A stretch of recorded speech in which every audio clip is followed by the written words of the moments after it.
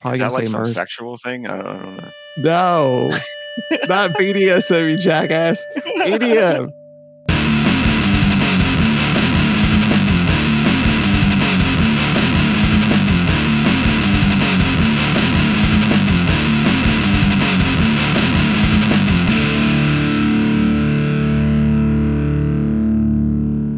Everybody, welcome to having a wonderfully green time with BGG.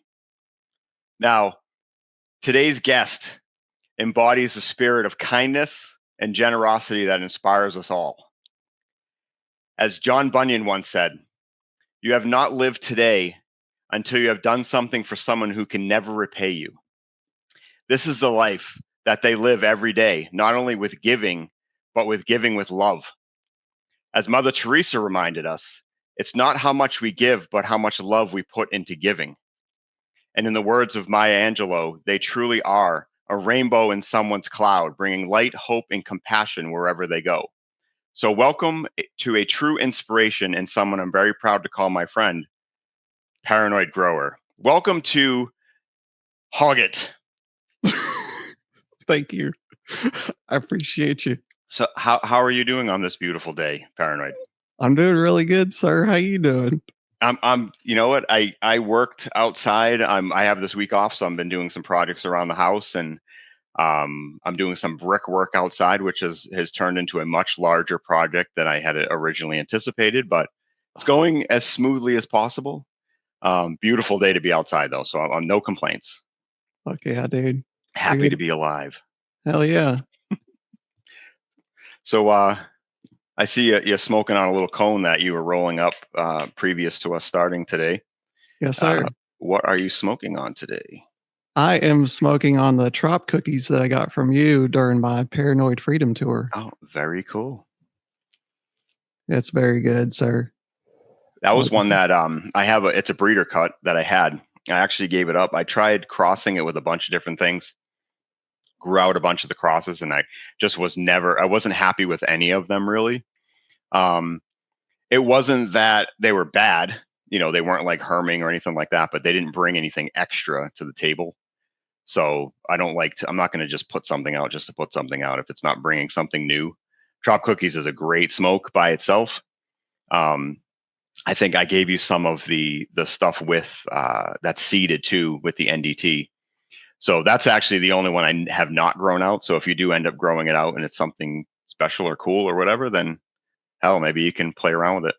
Dude, I certainly will. It's gonna be awesome. So in the tradition of HAWT, what we do on this show is we actually talk about times when we've met up. So I want to talk about a couple times we've actually met up. And the first was at Hash Bash 2025.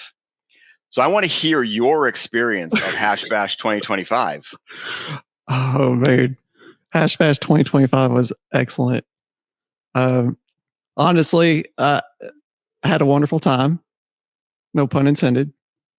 I actually got to meet you, which was really cool. I actually got to meet you like right off the bat. Like as soon as you were the second person that I met when I got there. Yeah, Matt Fratt, I met him, and then you pulled up shortly after, maybe 10 minutes after. Right. You got out of the car and with the biggest, hugest smile on your face, and I knew you were going to be there any minute because we had been talking, and ran over and gave you just the biggest hug, and I was like so happy to finally meet you in person and see you, and that whole event was just nothing short of glorious. It just was such a great time. So yeah, I mean, you've been to Hash Bash a few times and got to meet. Is that your third Hash Bash? Was that your third one? Yeah, that was my third one. Yeah, my first one was 2023. And I met up with Rooter Alistair, Badger, TN Genetics, and Mac Attack Gardens, and Monsta from Cultivation Conversation. Yes, and there's a picture out there somewhere that I've seen of you guys sitting in the Hash Bash at the hotel, like at one of the tables or something, and it's awesome. It was so cool the very first time, because I've seen images of you guys individually or whatever, but everybody together and like you're all high as fuck. I mean, just ridiculously high, which was great because I mean, you can't even see through at the hotel. It's ridiculous like that. But yeah, that was awesome to see when you guys all first got together, and especially like you, Mac Attack, Badger, were all testers of mine at the time. So to see you guys all get together and like hang out, it was really cool to see. And then the second time was the following year you went, and was that the year that it was like really rainy, 2024? No, the rainy one was 2023.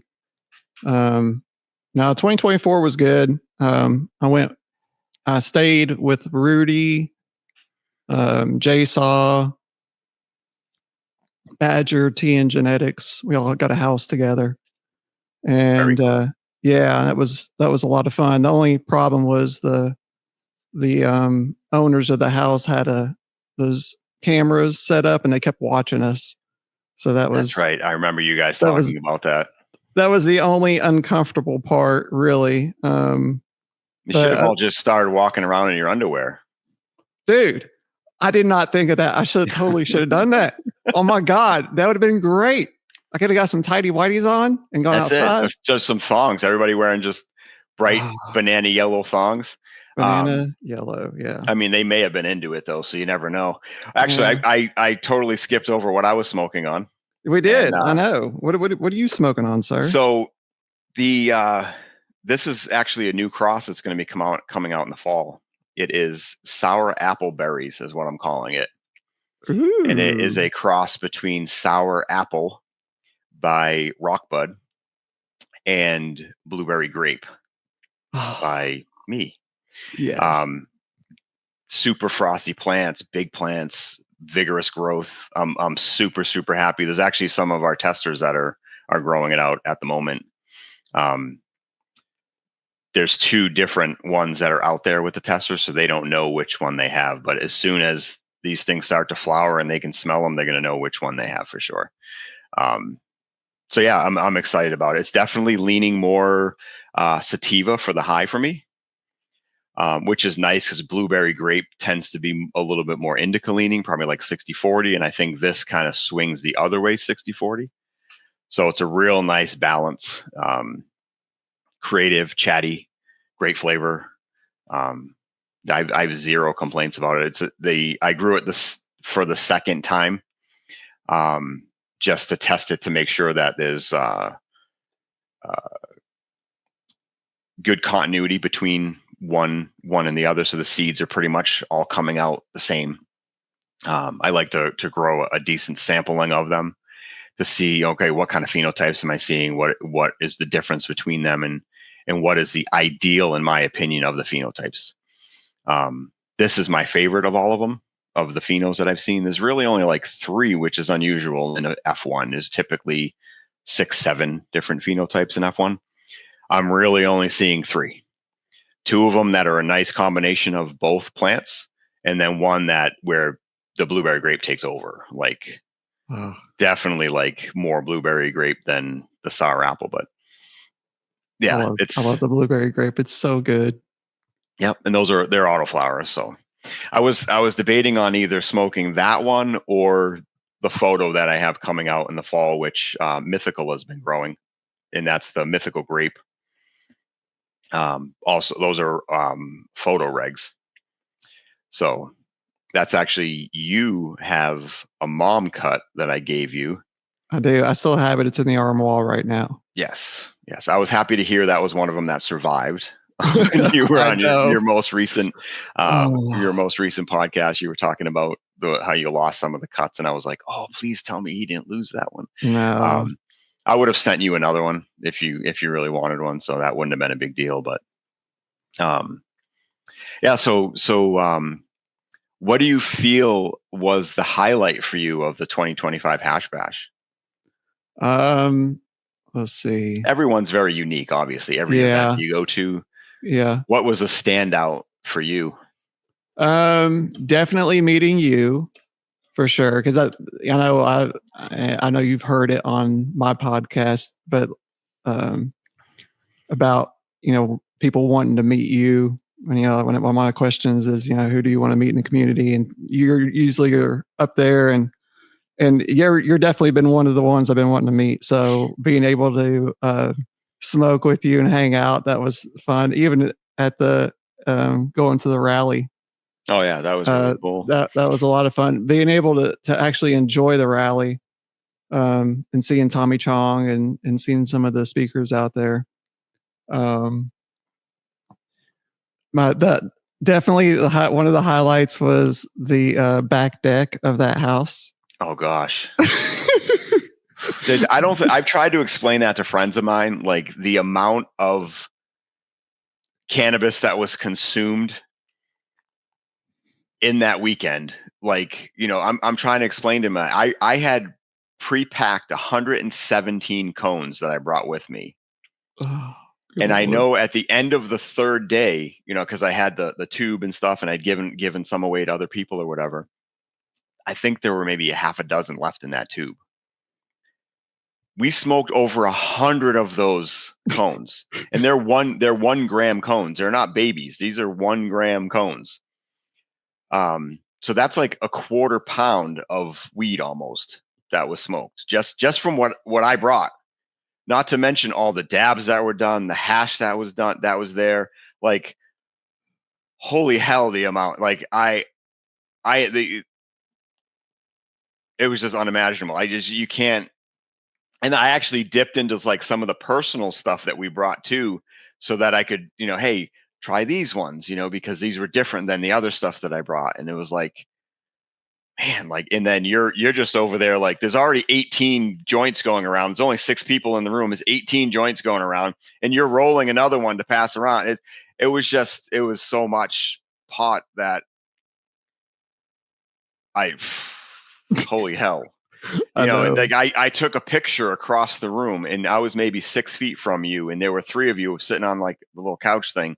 Yep. And you could barely see you guys through the smoke. And I'm Right. 6 feet away.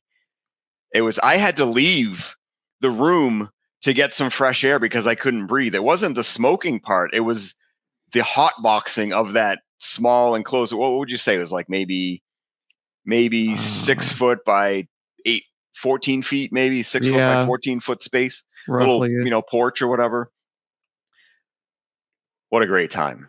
But just the whole entire thing, Oh, for sure. meeting Badger, meeting Outcast, people that I had heard, like Dad Terps walking in and me, introduce. I was like, I'm not used to introducing myself as BGG. Right. So I'm like, he's like, oh, hey, I'm Dad Terps. I'm like, oh, hey, I'm Paul. How's you doing? He's like, I'm BGG, and he's like, holy shit, I'm growing some of your stuff right now. And that was just really cool to 417, same kind of thing. He's like, oh, I got some of your stuff I'm going to be growing out, and I have this that I've grown out. And Backwoods, poet, same kind of thing. He's talking about, oh, I want to get this and this. And just like the new connections and friendships and things that we met, the cheeses, like, meeting Marty for the first time was awesome. Obviously you, Matt Frat, like all the crew, Jsaw, and we like I have the picture, which I want to actually print off and like frame and put it in my room, of like the team that was there. Oh, right. Just Yeah, you're wearing the shirt that I made you guys all shirts for the team that was there. And right. Big Jer, meeting him, and knowing how he was so anxious about even coming, and was like almost last minute not going to go, and then actually going and just having a great time. And then now he's one of our testers too. And just meeting him in person, and I'm like, I really like him. He fits our vibe, and just a good guy. And I had talked to each one of you guys individually and been like, what do you think? I'm going to ask you, are you guys all cool with, because that's what I do. Right. Is I typically say, hey, does anybody have any objection to X, Y, or Z being on the team? And he was the one that, I had asked during that thing, and he had left. I wanted to ask him in person. Right. And he had to, leave early from the event or whatever. And I had messaged him like right away saying, hey, and he was like, really? And I'm like, yeah. He's like, heck yeah, I'll do that. So that was really cool. Mm-hmm. And I'm glad that he was actually able to be there. So the second time we got to meet up. Hold on, we forget there was. Yeah, I wasn't finished with my highlights, man. Oh, I'm sorry. I'm sorry. You had so many. You're going to continue. Go ahead. The other I tend to ramble sometimes. This is good rambly weed too, as you can tell. the other highlight was meeting Outcast. For sure. And when he walked in, I've done a podcast with him before, but he was wearing sunglasses. When he walked in, I'm like, who is this? I'm thinking, who the heck is this guy? And then as soon as I heard him talk, I'm like, holy shit, that's Outcast. And I like jumped out of my chair and I was like, what's up, dude? That was really cool. Yeah. Yeah. Yeah. And then we got to also meet up with Chicken Bearded. Mm-hmm. Oh shit, yeah. There's so many holy crap, we met so many people that day. I know, right? It was insane. This is like the biggest hash bash event for me. Was that the most people that have been to one from like our crew of people and stuff? 100%. Awesome. Yeah, that was the biggest one for sure. It seems like it gets bigger and bigger every year, which is kind of nice. Well, it was like Hannah was very apprehensive about going, and everybody made her feel so welcome, and like made her feel so comfortable that we, after that, she only really hung out with us that one day, but that was huge for her. She has, pretty bad social anxiety, so that was a huge step for her to be able to even do that. And she enjoyed herself tremendously, and to the point, she's like, I want to make this a yearly thing. I want to come back again and do this again. And it's like a 13-hour drive for us. Right. So that's a commitment just to do that, and it really wasn't that bad of a drive. It was very scenic for the most part, a lot of highway, but it wasn't like through cities and stuff. And overall, it was actually a really nice, pleasant, drive. So, but yeah, I was really, really happy and about her experience as well with it, Yeah, I'm glad. It was a lot of fun interacting with the both of y'all throughout the weekend. I know we had that the one night we were at the house and there was that window that was in the kitchen, yes. and both of y'all were sitting on the counter. Y'all were pretending it was a fucking TV, and it was like watching a sitcom with all you guys on the other side. But the thing was, you guys kept ruining it by trying to talk to us. I'm like, the TV doesn't talk to us. We're allowed to talk to each other about what's going on TV, but the TV doesn't talk back. And then I remember there was one time you came around the back, you were like standing behind us, and I turned around like this. And you just had this big, huge smile on your face, like you were the happiest, like it was Christmas morning, And you're like, I'm sorry, I'm just so fucking high right now. And I'm like, there's nothing to be sorry about. And you're just like this big smile, and you're just like, you were so happy. It was like Christmas for you. It was amazing. It was to see everybody just getting along and having such a great time, and all walks of life. I mean, nobody there came from the same places. We're all from all over the country, for crying out, all different upbringings, all different experiences, all different jobs, but all of us have that commonality where cannabis brings us all together. And that I've said it before, where you get a bunch of people together and they're all drinking alcohol. There's probably going to be a fight at one point.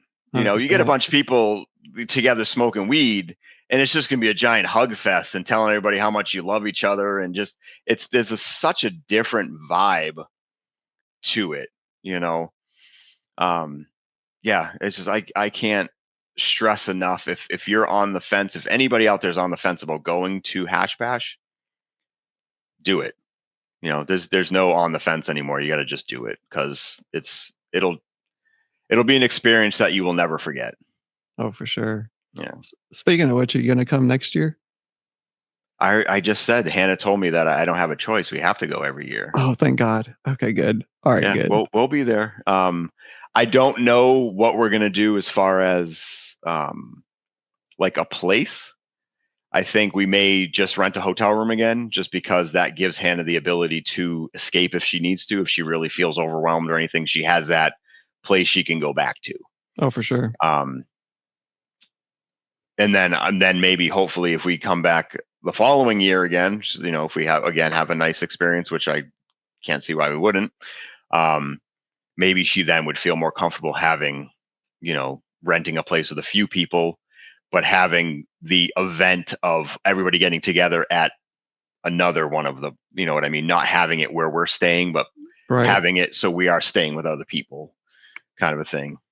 Kind of like how like Chicken Bearded and Badger stayed over in one place, but we had the main hangout with like where you, Matt Fratt, and the Cheeses were.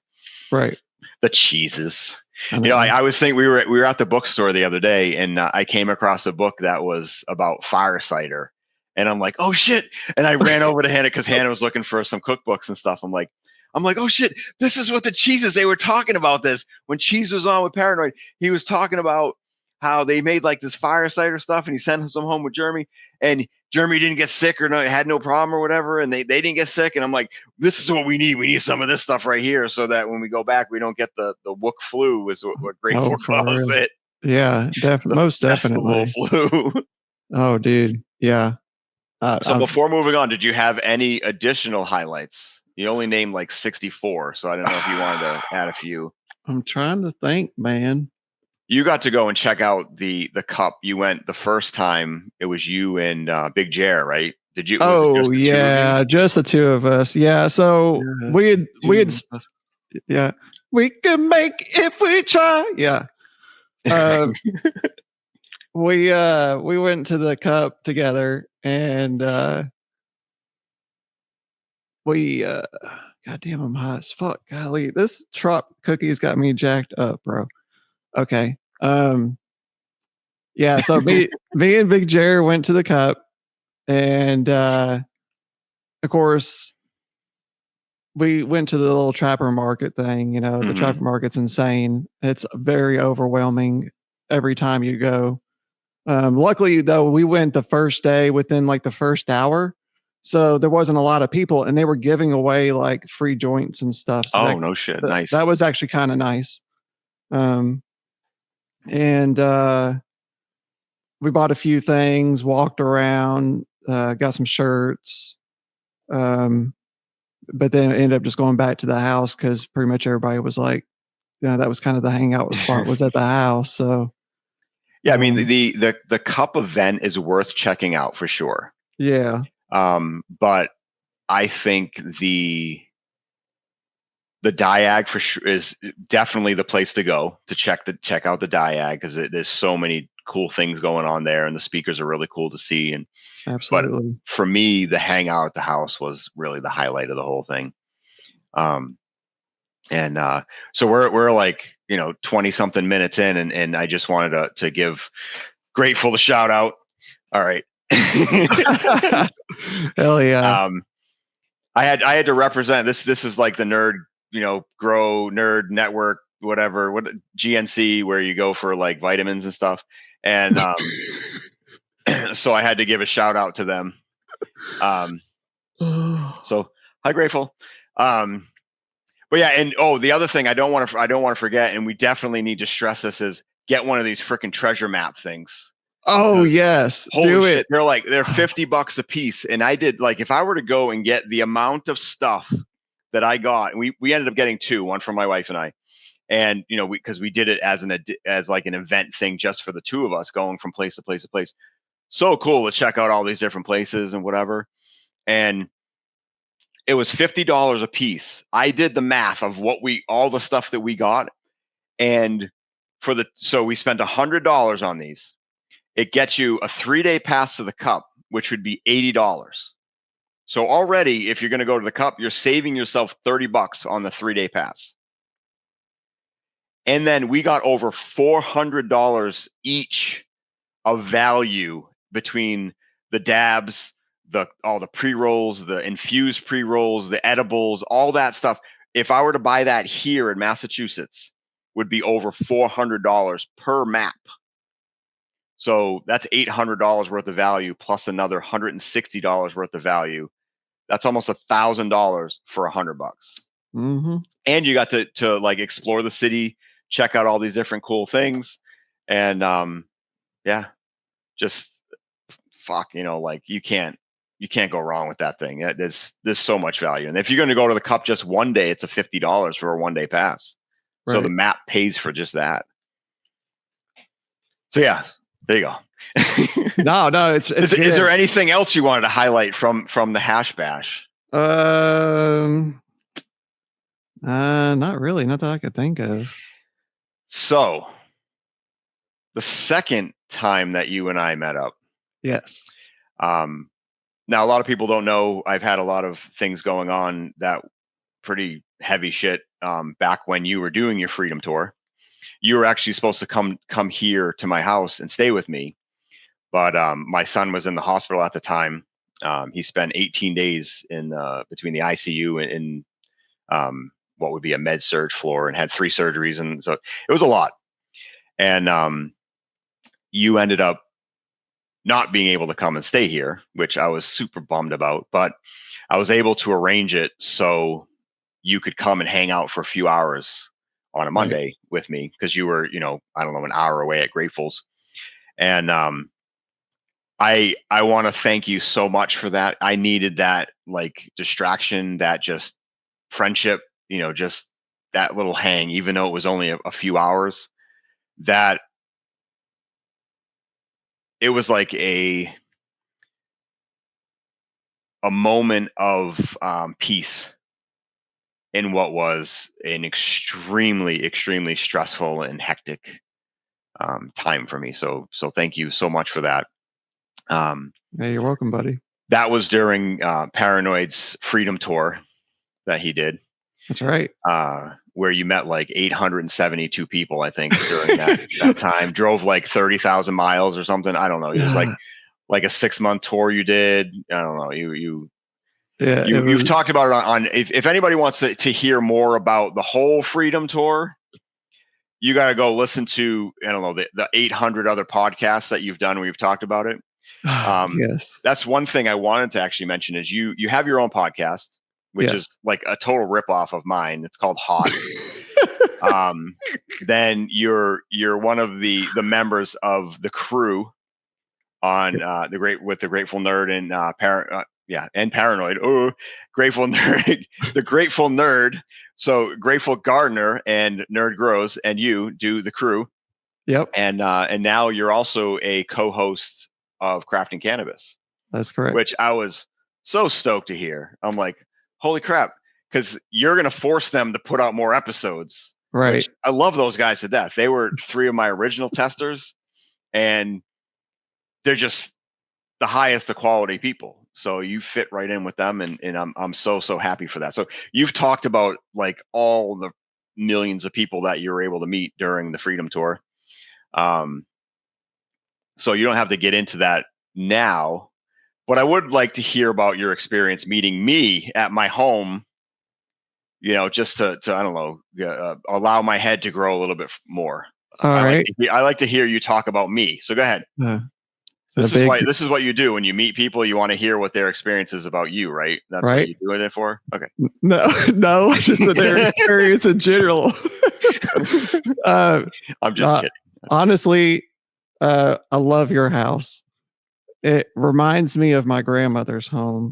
My grandmother had no, just the way the old, how old it is and everything. My grandmother had a Victorian home that was built in 1907. I know yours is a little bit older. Isn't that right? 1885. Yeah. Right.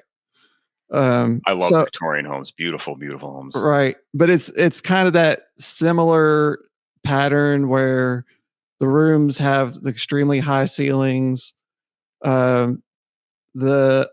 Each floor is like a ton of rooms. Mm-hmm. Rooms on top of rooms, and then you have stairs that go places that you don't even know where they go, and that's pretty much how those houses were built back in the day. Right. And just walking through your house was really, really cool. but definitely, I know I mentioned it on Master Yoda, the recent podcast, but the cliff behind your house, like legit, there is a cliff behind your house. Like I'm not. Yeah, it's like a 40-foot drop, I want to say at least. Right. Yeah. Okay. I was gonna say, I knew it was a pretty good size. Like I knew, like if you fall off I it, mean, it's not a sheer drop, but it's probably, it's a like pretty good that. one. It's not like Yeah. this, but it's like maybe like that. You're still gonna And hurt. Like you fall off that you thing. yeah, you're gonna break something for sure. Right. You're For gonna roll sure. down for a really hard roll. It's gonna be a really hard roll down that hill.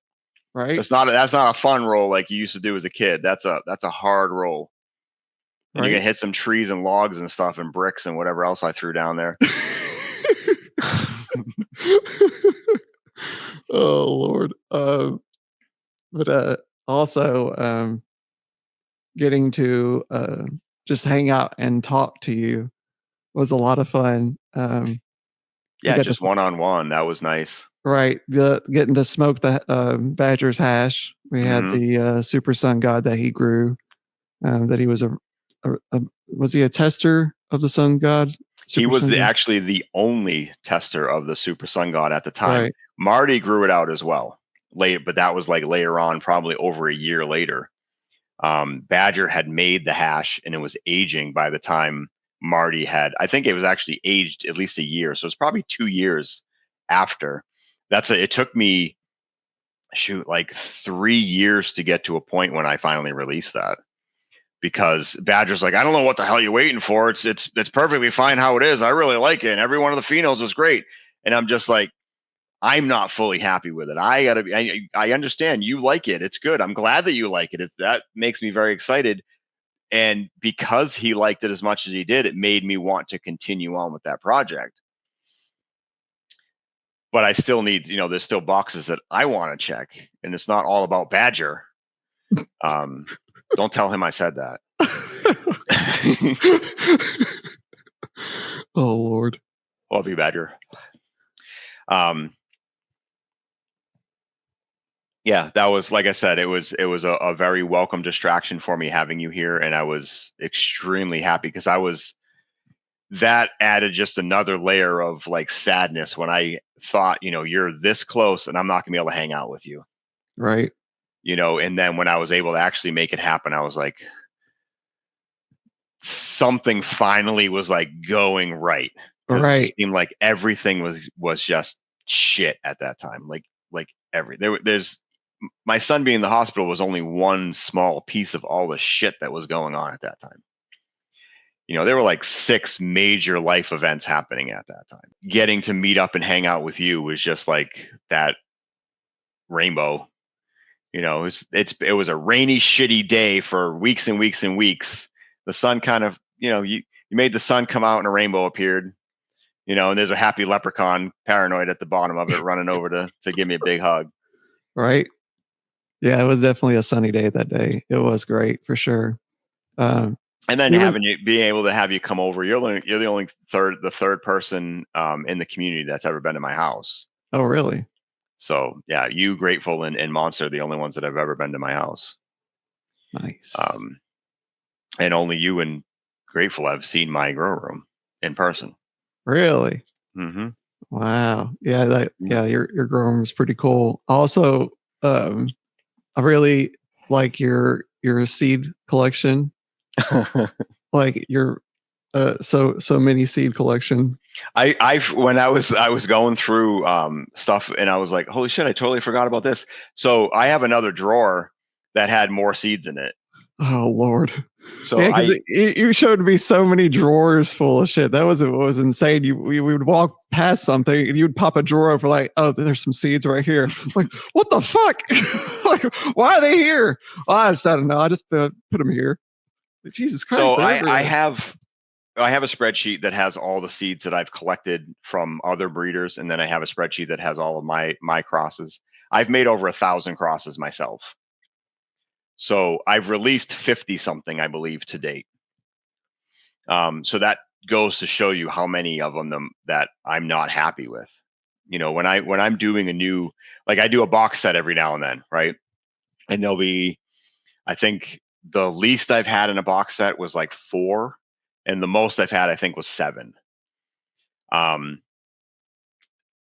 The one that's coming out in the fall, there's only going to be 3, because out of the 22 crosses I made, I'm only happy with 3 of them. I'm pretty picky with that kind of stuff, and it doesn't mean that I won't revisit some of the things. It's just they don't check every single. I have a kind of a checklist that I go through when I'm breeding, and if they don't check every box, then they don't make the cut. I mean, I might give them out as freebies or something like that later on. But there are specific ones that I know, okay, if I check this box, it's like, okay, I want to explore this one further. Maybe I can bring it forward a couple of generations and really work it more and find it and hone it and make it what I want. But yeah, so my spreadsheet of ones that I've collected from other breeders is over 1,000 packs of seeds. Jesus. So you saw some of them. I saw, yeah, I saw quite a bit of them. Yeah, your house is just so unique how everything's laid out, and it's so cool how you got like your room, and then all of a sudden you got your seeds, and then you got this, and then you got that, and just constantly just something going on in each room. And even your wife has her own space, and it's really nice space. Like it's so cool. And Yeah, then it's like her little meditation journaling room, or right, just chilling. She's almost finished with it. She's decorating it and kind of making it more personalized and putting stuff. She hung up some shelves since you've been here, and she's painting a couple pieces of very unique pieces of furniture she's picked out. And nice. So yeah, she's definitely turned it into a very zen space. Hell yeah. I'm very happy that she has that little getaway space if she needs to go in there. And there's literally 3 doors she can lock between her and like anybody that can get to the space. So right, mostly her daughter to drive her crazy, or me. yeah. They that was the only unfortunate thing about coming up there. I didn't get to see her because she was at work, I believe. Yeah, she works late on Mondays, so that was a Monday when you were here. Right. Is there anything else you wanted to talk about as far as from the Freedom Tour, or any of that you haven't talked about in other episodes that people can look up? Anything you forgot Honestly, about, or no. Honestly, no, I don't think so. I think I've talked about just about it. I mean, I still got a few more people I've got to interview from the Freedom Tour. That's going to be right? within the next few weeks. Oh, very cool. Yep. Yeah, I haven't listened to the Master Yoda one yet. I am going to listen to that one because I'm off this week. I can actually, while I'm doing work, just have headphones in and listen to it. I was doing a lot of very loud stuff, so I had music just playing in my headphones, and I could barely hear the music because of the Sawzall I was using, and sledgehammering, just bullshit and just stupid stuff. So the next thing that you typically happens on this show, right, is we start talking about your grow setup and like what I know in the past you had a very large tent. You had like a 5x10 tent. Was that correct? I did. Yep. And then when you moved into your new place, now you have like a 2,000 square foot shop, right? I do. With a paint booth in it. How big is the paint booth? I know you It's said it on crafting or cultivation this past week, but how big is it? The paint booth. It's 15 by 18 by 8. So it's 8-foot tall ceilings. Yep. Okay. Nice, very, very nice space. And you said you plan on keeping it pretty much open as you build it out, right? Yeah, I was planning on just doing an open room this time around instead of the tent. Like I'll probably have one tent in there eventually, like to possibly do some breeding. Well, see, the thing with an open room, which I also have an open room, but I do have you saw I have 2 tents in there. Right. And that's so that I can flower photo periods while still having moms and growing autoflowers and growing out other photo periods that I then want to flip into flowers. So if you have an open room, you have to keep that in mind. You're either going to have the whole thing vegging out and then flip it to 12-12. So that in that case, the whole room is now flowering out, which is amazing. Make sure it's completely light tight, obviously. Or you can mean, you have that 5x10 tent, which is a huge space in and of itself. You could slide that in there and still flower out in that 5x10 tent while still growing a shit ton of autos, having your moms in that space that's all open, and vegging out other photo periods. So you have a lot of options, a lot of things to really think about. If you're going to be flowering, if you're going to keep it all open, you're going to want to have, or you're going to want a tent that you can keep your moms in anyway, and then like I think you and I talked about it a little bit, as far as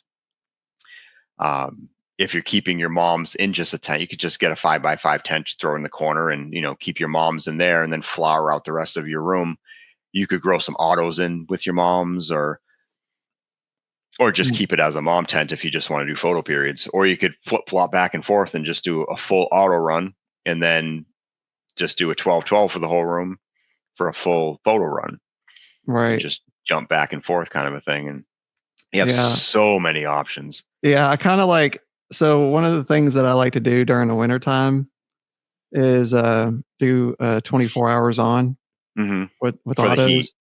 Yeah. And plus the plants will get pretty good size for the most part.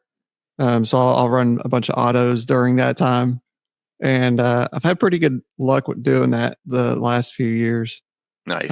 So I think I'm probably gonna end up doing that if we get the room prepared by then. I don't know. It's gonna take time. Outcast is gonna help me get the room, set up and everything. Because I mean, I kind of know what I want, but then everybody's giving me all these ideas just like you just did. Right. So my mind's just constantly flowing, trying to figure out what the fuck I'm going to do in there. Well, to give you an idea, if you're able to, if you filled that room to capacity and gave each plant a 3 foot by 3 foot, so a 9 square feet of space, you can grow 30 plants in that room. Holy shit. I wasn't planning on all that. Well, I think a lot of people don't fully understand now you wouldn't want to, because you wouldn't be able to walk through them. So you still have to have some, space to walk through the plants and get around them and do the kind of stuff that you want to do. So realistically, you're probably looking at 18 plants, which is still a shit ton of plants. Right. If it were me, because I'm ridiculous, I probably would just try to grow one plant and have it fill the entire space. Scrog it out across the whole 15 by 18 foot. No, that'd be insane. That would be awesome. I do like to have one plant in my 5x5. I'd like to just scrog it out, just one plant, and that takes up the whole 5x5. I try to do that. I just did that with the last mythical grape that I grew out. That's awesome. Yeah, it's fun. So you have a lot that you're still thinking about now. Have you started to do anything in the room yet? Not yet. I just need to clean it out. We are making IPMO, I think is what it's called. It's basically, I've got a Japanese beetle infestation, and we basically are taking an IMO2 and turning it into IPMO. Turning it into a pesticide, basically. Right. Yeah, we use the carcasses of the Japanese beetles in this mix. And the jar is just about ready, so all I have to do is... Oh, very cool. Yeah. Now, in that kind of a thing, is that where you take a small amount of it and mix it with water, or you use that straight?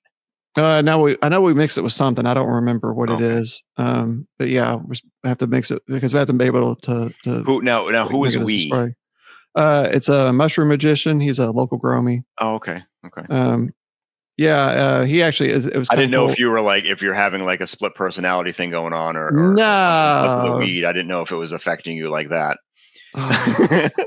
Yeah, that's my split personality. No, hell no.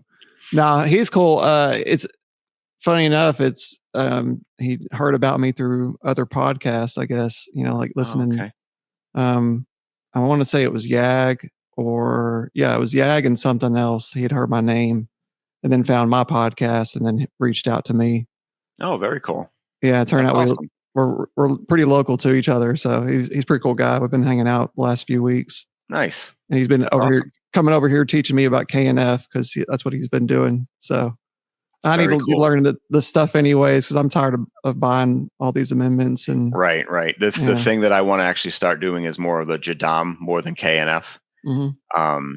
It's just a simpler thing. It takes longer, but it's a simpler thing for me to be able to do with the limited amount of time. And it would actually allow us to use our compost instead of just throwing it down into the cavern that's behind the house. They're throwing it off the cliff. Yeah. Hannah calls it the Grand Canyon. That's what she says. Like, just throw it down the Grand Canyon. Yeah. And I'm like, we have to throw it down the hill because we can't just make a pile back there because we have skunks that walk through the yard all the time, and I don't want to attract more skunks or more other animals. There's been bear that have come in our yard, like black bear, deer. Like literally, I had gone out to bring the compost out one time, and I threw it down the hill, and I turn around, and literally this deer is like walking through my yard in front of me, like huge deer, and I was like, I didn't want to scare it or anything like that, but I also was like mesmerized. Like there's literally a freaking deer like 10 feet in front of me. We're just walking through my yard. And we're right off the main street. So that's wild. Yeah.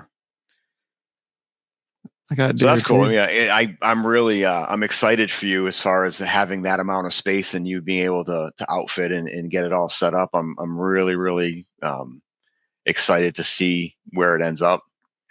Yeah, I'm looking forward to it. I'm planning on adding rooms and there's actually like space above the paint booth as well. So I mean, I can turn that into something as well. I mean, there's it's 2,000 square feet, so there's endless possibilities. What's the most plants that you've grown at one time? Am I allowed to say this? You're in a red state, so yes. Honestly, nerd might have to edit that out, but the most that I've grown is 22. Oh, that's not that bad. Yeah, I was planning on sticking with the 22 amount. That was my idea of this room because Outcast did ask me that, and I told him 22. The thing with red states, and this is advice that is not legal advice. Don't, if you get caught, it's not my fault. But look at your local laws. Find out if you get caught with one plant, what is the penalty? And if it's the same as if you get caught with 99 plants, then it don't freaking matter how many plants you're growing. If it's the same penalty for 1 or 99, because after 99, it's a federal thing. It's no longer state. And that applies anywhere in the country. No shit. Yep. Unless you have, special licenses and stuff like that to like micro grows and things like that. Here in Massachusetts, it's like a $250 fine, anything over 12 plants. Oh, wow. And they make you basically cull down to 12 plants and then you get the fine and that's it. So I can grow, if I want to stay within, the local laws or whatever, I can grow 12 plants. It's like, what do they say? It's illegal with a fine is just legal for a fee. Okay. Now, in Tennessee, if you get caught growing, there could be jail time. I don't know what the laws are, but that jail time may be the same for one plant. It may be the same for 99 plants. Right. I have no idea. I've never looked it up. Who the hell knows? So that would be my recommendation would be, if you're in a red state, look it up. If you're going to grow, just know what you're getting yourself into. It's the whole don't do the crime if you're not willing to do the time. Right. And be smart. Don't get caught. Like they always, like Cap says. Like Cap says, don't get caught. That's right. So who or what got you into growing cannabis? Oh, me. So oh my. We honestly, it was the running the risk of buying it because being in a red state, I was tired of doing that, and I'm like, I might as well just grow it. I started listening to the podcast, and they said that growing cannabis is like growing tomatoes. They're pretty similar. And I'm like, well, I could do both. And I've never had grown anything before that. So I grew tomatoes and cannabis at the same time.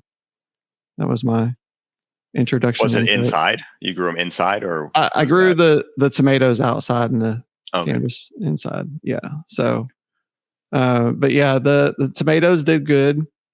Um, and the cannabis, the first grow was not ideal. So I started out with a Green Goddess supply. They're actually based out of Massachusetts. Yeah. They have a unit called the Armoire. Yes. I wanted something that was I can hide it basically because Hmm. you know where I am. So Those things are a the small fortune. yeah, they are a small fortune. It was fucking ridiculous. But it was the pandemic and there was nothing going on, so it was like I wanted to learn how to do it.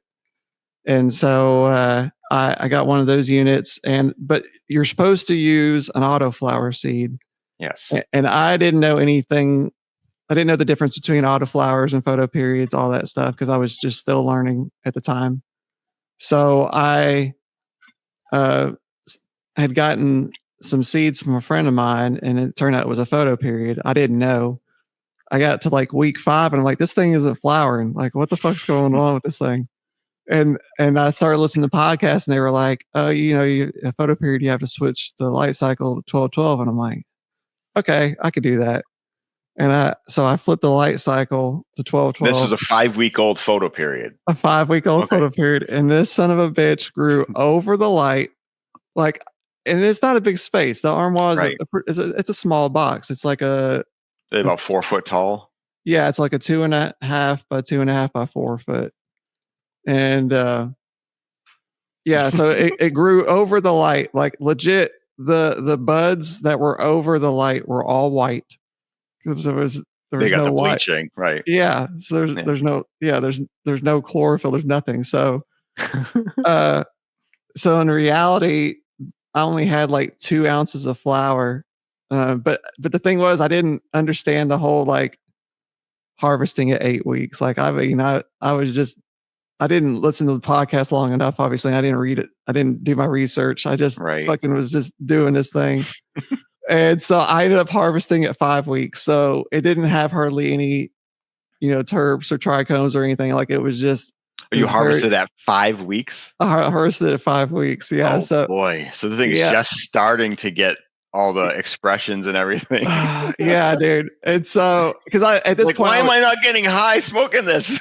well, you would get high, but it was like, it was more CBG, I guess, Yeah, because it was definitely a different type of high.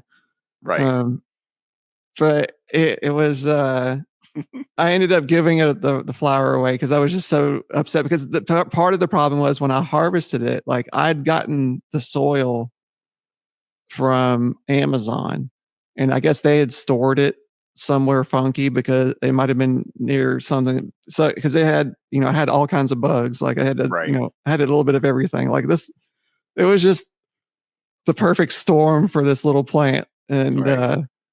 yeah, so I ended up giving it away, and I did a second plant, and it was Gorilla Glue number 4 from Grower's Choice. So it was the white label. I Right. didn't know anything. I went off of their website, and it was of course I mentioned it whenever I talked to them. They're like, well, don't. They said you don't need to be going with Grower's Choice. You need to go with whatever. And I'm like, I'm going off of y'all's website. Like, so I grew the Gorilla Glue number 4, and that one, it was actually pretty good. Like I did a really good job. I actually went through their concierge service that they have, and they taught me about LST and using bamboo stakes. And so I did the circle, and Hmm. it was and I did that for the So next you said it was a consultation, so you paid for a consultation with them? so back then, I think I had a first or second generation armoire. It was pretty old. So back then, your first grow, you got a concierge service, for free for your first Oh, grow. okay. Nice. So they just tell you, whatever questions you have, and they also do. I think it was like two different meetings, like where you get it through like a Zoom call, Oh, okay. and whenever the whole LST training, they did that with me through the Zoom call. So I actually went through and did that. And then there was like a second time where they just kind of looked over the plant to make sure everything was okay. Um, but they actually offer a service and like an extended concierge service, which is really nice. They actually have different people within the company that's located all over the U.S. And you can, if any questions you have going on, you could just message them and they'll kind of walk you through what's going on. Because when you first start growing, you have no idea what's going on. As soon Right. as Right. a leaf starts turning yellow, you start freaking out. It's like Truly, yeah. it's like the end of the day, or it's like the end. You feel like it's the end of the world. Like, oh my god, my world's ending. This plant is dying. There's one leaf that's yellow, and it's like, no, there's nothing wrong. It's okay. You're just fine. Everything's calm down. Right. Calm the But fuck down, dude. You're right, fine. but no, that concierge service was really nice. The Vincent was the guy that I had. I think he's the one that actually came up with the idea of the arm wall. Oh, okay. Um, Very cool. yeah, so yeah, that was my first experience with growing. Nice. So you said that you're learning more about the KNF, which I mean I know the answer to this already, but you're an organic farmer, correct? I am. Have you ever tried using salts? Have you ever grown with salts, or have you been organic from the beginning? I've been organic from the beginning. Nice. I've thought about doing salts. Actually, and I went down to Urban Horticulture Supply. I think it was last year because I was going to go ahead and switch and try something different. And they ended up talking me into doing a different organic line. I ended up going with Green Grow, the Pride Lands. Okay. Yep. So it was like I didn't. I think my path is organic, just for the fact that like everybody that has tried it loves it, and And what you know, it's the kind of thing. If it ain't broke, don't fix it. And you grow some right, monster plants in your organics, right, you have no reason to delve out. Otherwise, it's what you know, and you're growing amazing product. So right, you have nothing to change. I would say just keep doing what you're doing because you've done an amazing job. yeah, Other than apparently the first plant you grew. yeah. The first plant was a total fucking nightmare, but that's the great thing about growing cannabis. You're gonna fuck up, Right. and you might get lucky your first 2, 3 grows, but then your fourth grow, something's crazy gonna fucking happen, and Hmm. you're gonna feel like I don't want to do this anymore, Oh yeah. and I did. My first grow was bad. My second grow was good. My third grow was bad. And I was like, I don't want to do this anymore. Like, and I was about ready to give up. But at the time I had a friend of mine that told me like, don't give up over it was just one plant, Right. there's a million more that you're going to grow in the future. And, Right. it's, you just have to just get in there and keep doing it, keep trying. And yeah, I mean, I'm 4 years in now, over 4 years in, and I still fuck up like all the Well, that's time. just it. I talked about early on in my growing, doing what I call crushing the learning curve, and Hmm. I do that with anything that I decide I'm going to do. I always dive in 1000% into whatever it is. And before I even started growing cannabis, I had read probably 70 to 100 books and articles, watched hundreds of hours of YouTube videos on growing. I knew all the different things that I'm supposed to do before I even ordered seeds. Now, the only thing I messed up in my initial thing was the seeds I ordered.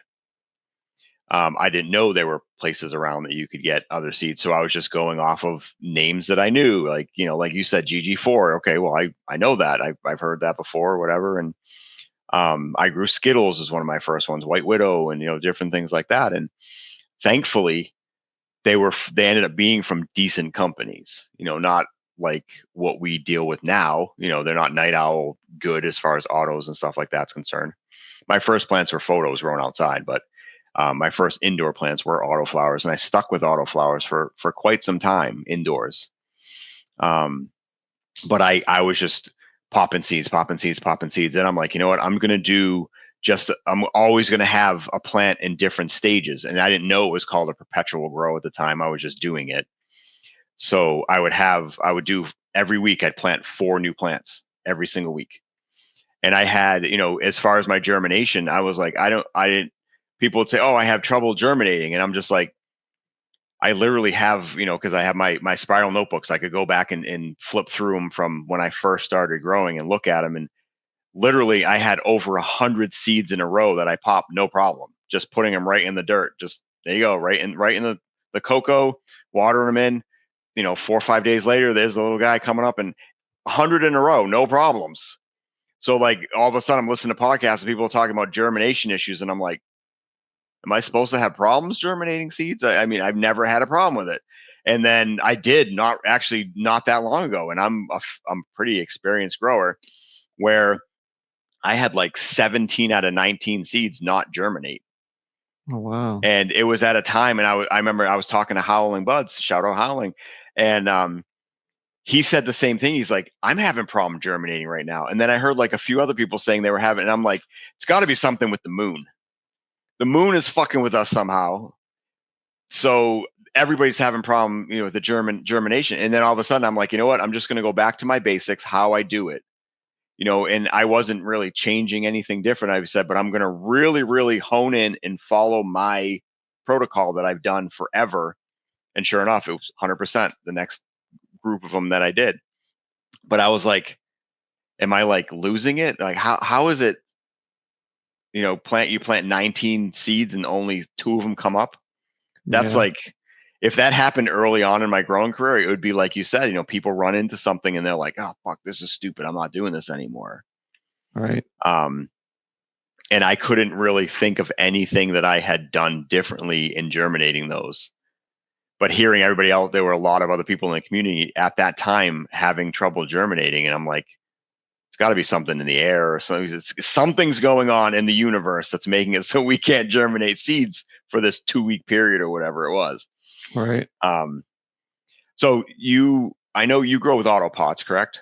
I do.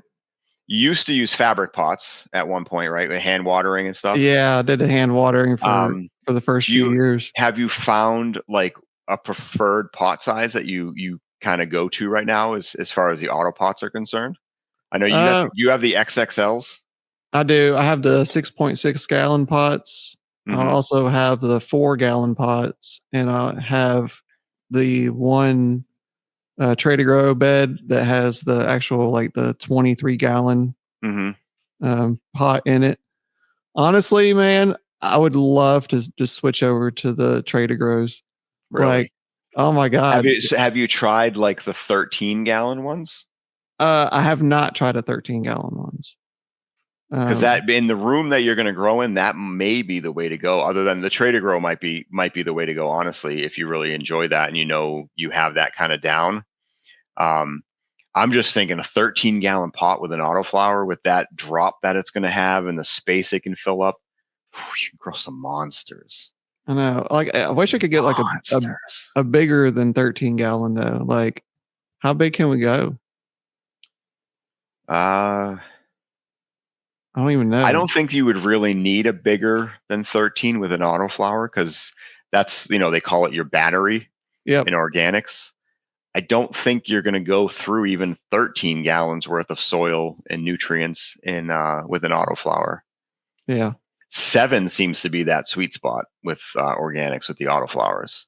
Right. So that's why the 6.6 I think probably works so well with them. It's because you only maybe have to top dress a couple times and you're going to be good for the whole grow. I have grown organically. I'm a salt person myself. I do mostly organic inputs, but I grow in cocoa. So it is, I am feeding like that. So you think you're going to go with the Trader Grows? That's kind of what you're leaning on? No, see, like that's what Outcast is trying to talk me into is the Trader Grows. What's the depth on them? Like how deep is the? Oh man, because they're like the room is like what, 22 inches by like 14 inches. Is that the size of them? Yeah, it's something like that. Yeah. Somewhere around there. I don't. Yeah. I'm sure that's not the exact, but I know I've looked up them plenty of times to. Right. Yeah, because it's not exactly 2 feet. Right. So yeah, that's pretty close. Um, yeah, and I want to say it's like 14 inches high, I guess, with the little pot, because it's 22 gallon or 23 gallons of soil. Okay. But I know you can take those individual pots and put them in the tray, which I've never done that before, so I don't Mhm. really know how that would work out. But I don't know, man. There's just so many possibilities. Yeah. I don't even Yeah. know what to do. Like I think Blackwater was the one that said it when you were talking about your room. He's like, so much room for activities. Oh my god, yes. Yeah. It's freaking massive, bro. That Step Brothers is a great show. So funny. So funny. 100%. Yeah, Um, that was yeah, you were talking about that was when y'all were in the cultivation conversation chat when I was yeah. on their Yeah. show. Yeah, I Yep. appreciate you going in there and going into the live chat, dude. That was Oh cool. yeah. I mean, I wasn't able to be in there for a super long time because I was getting up pretty early in the morning and stuff, and I knew, but I was like, I need to get in there and support you and Right.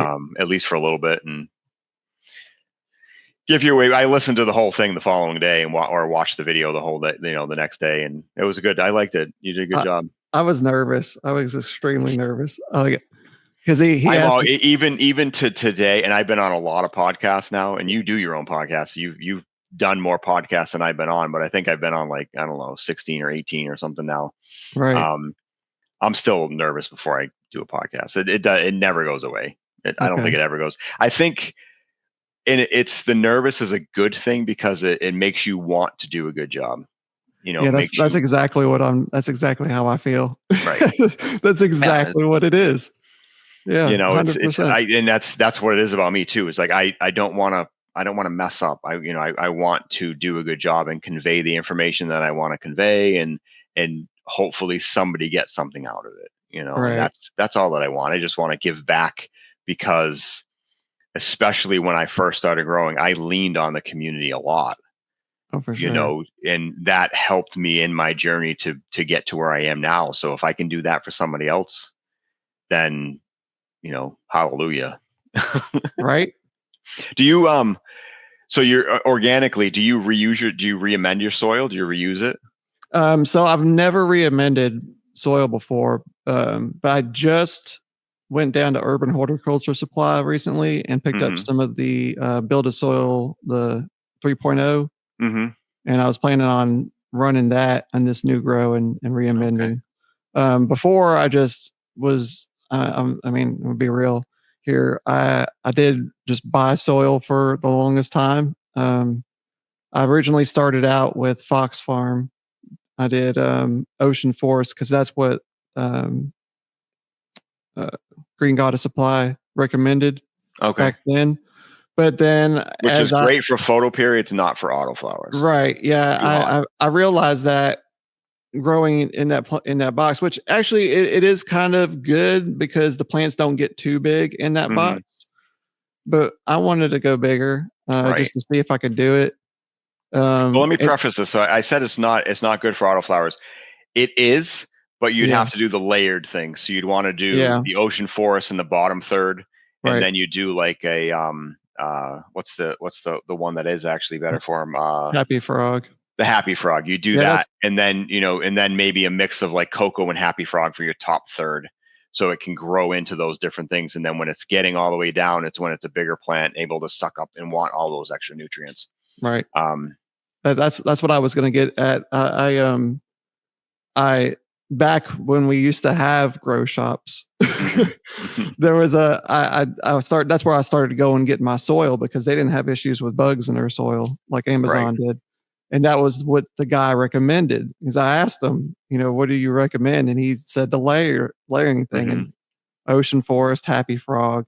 But I never had done the cocoa, so I've only ever done the bottom layer, Hmm. um, and then adding the a The happy happy frog on frog on top. top. Yeah. I What I found in my experimenting with organics is when I layered like that, the reason that I feel like that top layer with the extra cocoa in it, so like a 50-50 happy frog cocoa mix, it's very light and airy, which allows the tap root to really dive down through that fast and get to where the nutrients are, because there are nutrients in that area as well.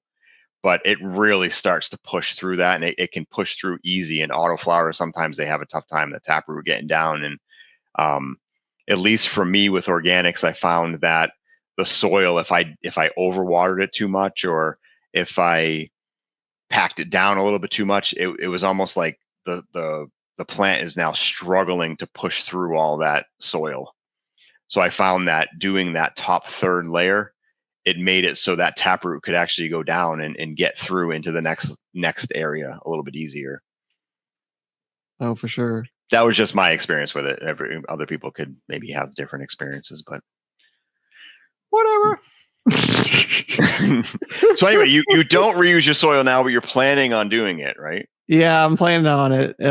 I figured the whole buy once, cry once, go ahead and buy, a Yes, soil that I can go ahead and re-amend. for And sure. this will be the last of soil that I buy. Lies. Yeah. Well, lies, but yeah, Lies. I mean, for a few years, you can at least a definitely few re-amend years. and Yeah. redo it over and over and over again. But eventually, you're going to want to refresh it and add some new. And you have a 2,000 square foot, house that you're going to be growing in. So Shit. No, not. I wish that would be nice, but no, no. well, at least 1,000 square feet of it. Trying to get me in trouble. When Tennessee goes legal, Oh, right. I know. Yeah, right. Paranoid's grow facility. Yeah, yeah. When it goes legal, exactly. So, what is your favorite thing so far that you've learned about growing cannabis? Um, Honestly, the meeting this community, it's been my favorite thing. Um, the experiences that have come out of it, So, having a the personal growth yep, that you've been able to have is what has been. yeah, Because because I've seen a huge change in you, especially since you've been doing your own podcast and getting out and meeting people and stuff.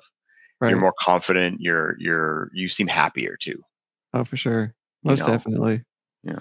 Yeah, it's definitely nice being able to have these new connections with people, all these new friendships that I've been bonding with so many new people. Mm-hmm. Um, but that part of that community aspect too is the being able to learn off of each other. Uh, I know we've all learned and made our own mistakes, but it's actually kind of nice learning from other people's mistakes.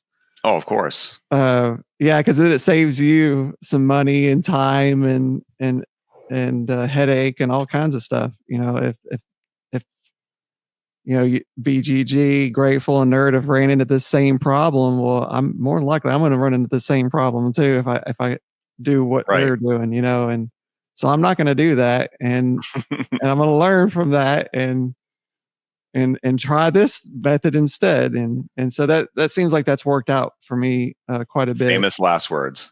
right? No, Sometimes but you have to go through it, even yeah. though you're like, all right, I've heard these people made this mistake 18 times. I'm not going to make that mistake. And then you have to make that mistake. Oh, Oh, I've I done was that too. outside gardening all day. Oh, I can go in my room. It's fine. It's just one Yeah. time. And then next Yep. thing you know, you got thrips. Yep. Yeah. I know. I've done that too. So Me I too. get it. Yep.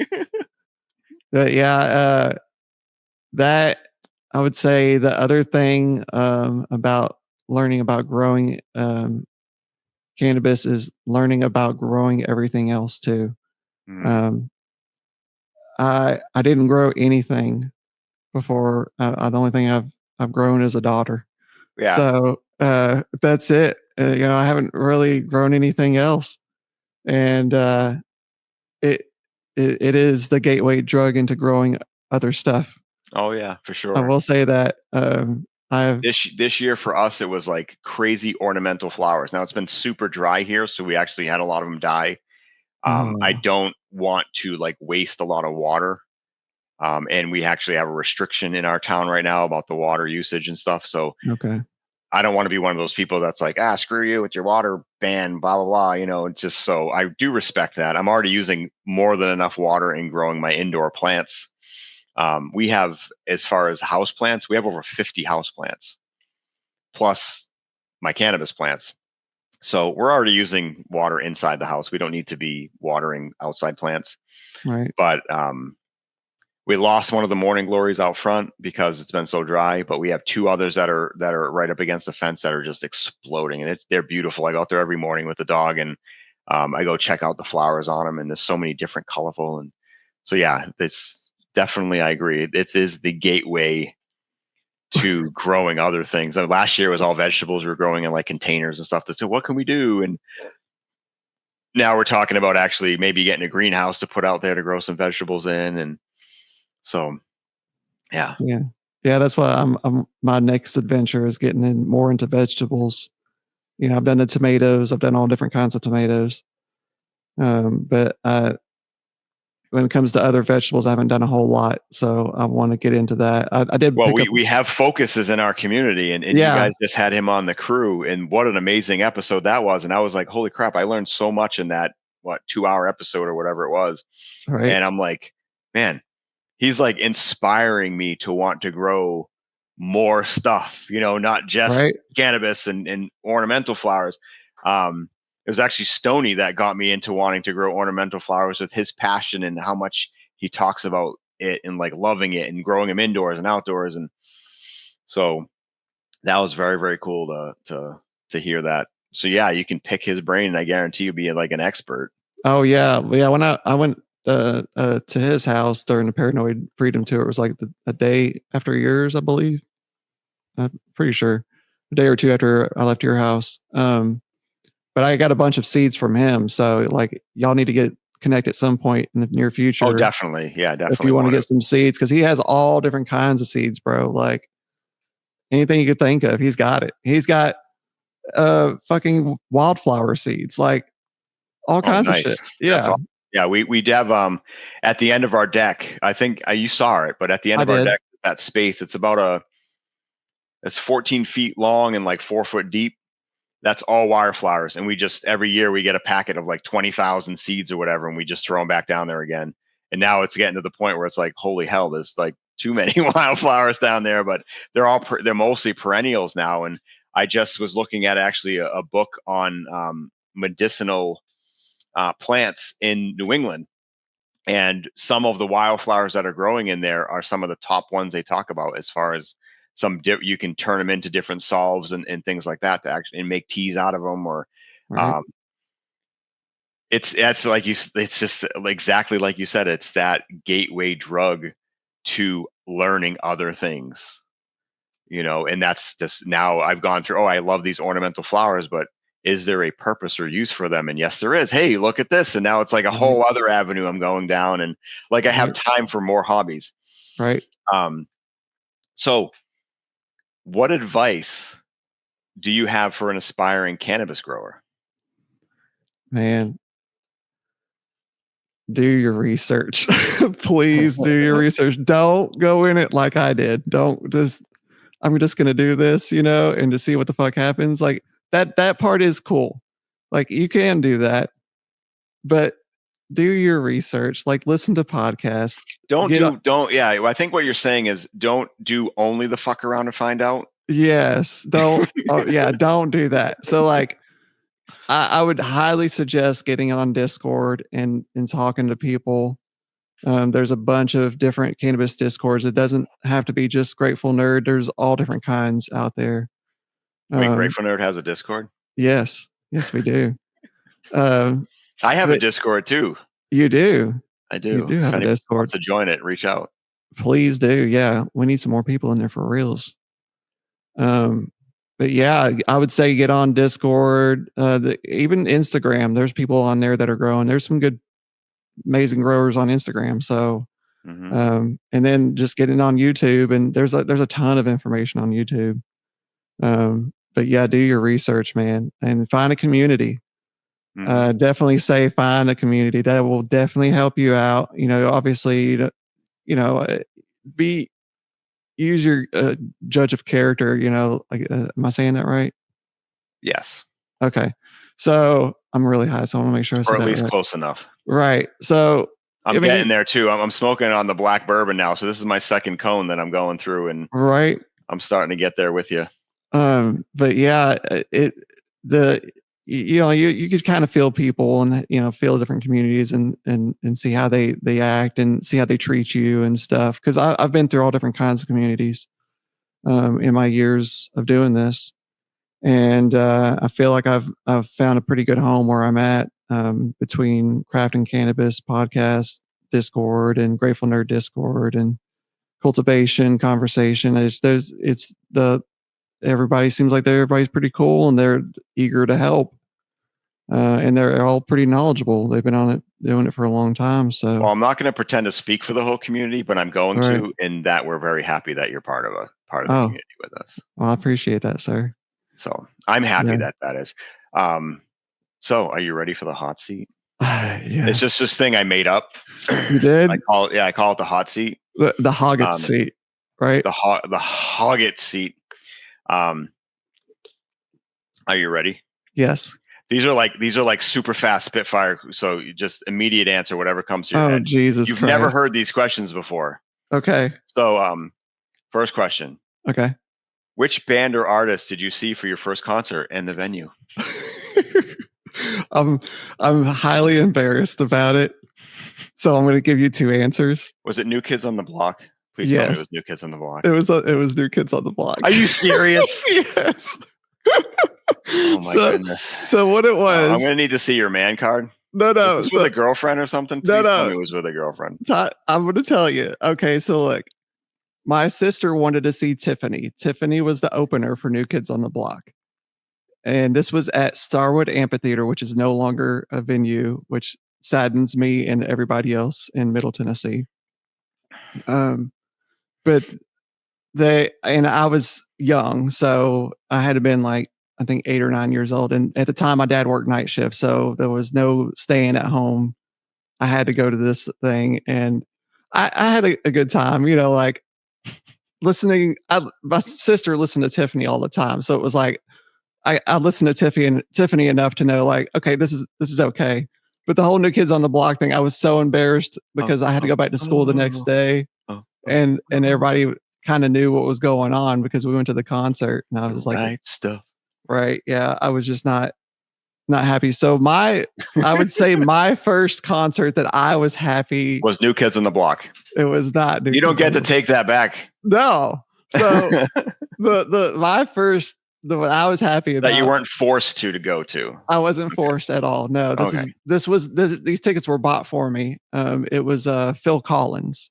Oh, and nice. He played at Starwood Amphitheater, and we got third row seats. Oh, which was wow. which was what year was this?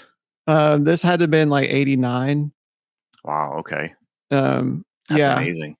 Yeah, it was cool because this is back in the day where you had to go wait in line to get tickets. And I do remember that very well. Yeah. Right. There was a record store called Turtles, for anybody that probably recognizes it. But my at the time I was at my grandparents, so my mom and my sister went and stood in line and waited for these tickets. Like they couldn't leave. So like my dad had a van at the time, one of those conversion vans, the big ass vans. And so my mom put a pot in the back of the van so my sister could go to the bathroom. Like they legit like stayed the night in line at Turtles to get me these tickets. And it was one of the greatest things, like being able to go to the concert with my mom and my sister, and that's really getting to see Phil Collins. And it was really cool because I'm a trumpet player. So at the time I was playing trumpet. And, no, we're not at that question yet. I know, but I had to tell you this. I had to tell you this part of the story because the trumpet player messed up, and I recognized it, and he recognized it. He saw me that I recognized it. It was so funny just being able to have that dynamic with the trumpet player. Right. Yeah. So that was cool. That's too cool. Yeah. What was your favorite song when you were 16 years old? Oh, I've got Which so was many. like 2015, right? Somewhere around there. No, you jackass. It was 1996. Now I had several. So Peaches by Okay, good song. Presidents of the United States of Mhm. America. That was had to have been probably my number one. My number two was Possum Kingdom from the Toadies. Oh, nice. Good, another good song, yeah. Yeah, there's several. I had the Novocaine for the Soul by the Eels, Mhm. and This is bringing back, like, my college years. college. Oh, that's right. You're Yeah. older than me. That's right. I'll be Oh, 49 years old this year. ah, Almost 50, yeah. old man, take a look at my life. I'm a lot like you. Yep. Great Oh, song, wow. yeah. Um, but yeah, Eels, Novocaine for the Soul. Pretty much anything by Weezer because that was the Blue album came out. So that Oh, was okay, great, that's a yeah, great album. Yeah, yeah. Oh start my to god, finish. 100%. Yep. I've recently been I shouldn't say recently, I've been doing it for a couple of years now. Every month I buy on iTunes, I buy an entire album, whether it's like a newer one or something from like my past, like things like I just bought a couple months ago the Downward Spiral, 9 Inch Nails. I bought the White Pony, Deftones. Oh, But yes. like the whole album, like, and it's been great to re-listen to these things Uh-huh. because like I remember when they came out and being excited, getting the CD and throwing it in my car and like listening to it like start to finish for like a month, and then that next one would come out and I throw that in there, and I just that's what I've been recently doing, or I shouldn't say recently. It's been a couple years now, so again, a pretty solid collection of CDs or music on my phone now. That's wild. Yeah, the Yeah. White Pony is definitely a solid fucking album. Oh yeah, yeah, for Oh, sure. it's such a great album. Speaking of which, what was your first audio tape? And I can ask you this because you're old enough to have known what an audio tape was. Now, my first audio tape was actually a record, but I'll ask you what your first audio tape was. That I purchased, right? Yes. That I purchased. Okay, so I know Or that that I guess that you really wanted. I mean, it didn't, if you didn't have yeah. money as a child, you would have Well, been like, because I like really want this tape. right, well, because like this we used to get tapes all the time, but the the the one that I remember buying was it was Genesis, um shit. And then there were three. Oh, okay. Yeah, Nice. it was Phil Collins singing, Hmm. so that's why I'm a huge Phil Collins fan, so I can tell. yeah. Yeah, huge Phil Collins fan. And supposedly you have like a super connection with their trumpet player too. I do. I did. Well, that day I did for sure because he fucked up. Speaking But of musical instruments, okay, do you play any musical instruments? I do. The trumpet. I did play the trumpet from, like, 5th grade to senior year, and, so I played for a long time, so that's the only instrument that I know that I can read the music, the actual sheet Mhm. music. I can, like Nice. if you were to send me something, I can sit there and play it more than likely. I probably will sound like shit because I haven't played in a while, but if you give me an hour and I can sound pretty decent. Um, but I picked up some instruments here lately. I just recently bought a Kentucky mandolin, Oh, so nice. I'm trying to learn how to play mandolin. And I took guitar lessons when I was a kid, but it's one of those things like I only remember a little bit of stuff from it, Mhm. some of the techniques and stuff, but I'm not proficient at it. And I also recently bought an electric bass, but I've got to like it's one of those things like I bought a bass back before I had my daughter, Mhm. and then I had my daughter and had to sell it to be able to afford diapers Right. and formula and all the things that you need for a child. And so I'm just now getting back into the bass. So Oh, that's awesome. yeah. So other than, Phil Collins, trumpet player, have you ever met any other musical artists or band? I have met quite a few. So my mom used to work in radio for 30 years. Oh, And no kidding. That's awesome. y yeah, so I got to meet a lot of bands and stuff in my younger years, but it's one of those, like, it's hard to remember, like, I've got pictures with different bands and stuff Mhm. from that time, but, like, I don't really remember them. Well, see, with how many that you've actually met, what would you say like your top 3 would have been if you were to pick? Oh, Jesus Christ. Well, I supposedly had met Gene Simmons because I got a picture with him, but I was really young, so I don't really remember. But then, so I did meet Maria Brink from um, In This Moment. Okay. I did a meet and greet Okay. That up was with a in friend of yours, right? yeah, with a friend of Yeah. mine. Yeah. Yeah, Because he was a huge fan of them, correct? yeah, he was a huge fan of them. Yeah, so I did meet her, and she's really beautiful. My goodness. I was, like, blown away. But, like, this is not a musical artist. Well, yeah, it is a musical artist. Jesus Christ, what am I saying? Oh my god. Nerd, edit that out 'cause I'm gonna hate myself for saying that. But I met Weird Al Yankovic. Okay. There How can you say was he's not a musical I don't know what I was thinking. I was Gosh. going through a moment. So, forgive me, Mr. Yankovic, but no, so I went to Comic-Con. That's why I was thrown off about it. It was, Comic-Con. Okay. You know how they have like different people that show up to the Comic Con Right, and right. you can do the meet and greet. And so I did a meet and greet for Weird Al Yankovic. And at the time, it was in Comic Con in Denver, and I remember standing in line, and my friend that went with me was like, you know, are you nervous or anything? I'm like, no, I feel great. I'm like, this is probably the least amount of nervousness I've ever been in my life. Like, I feel great. Like, I'm super stoked about meeting him.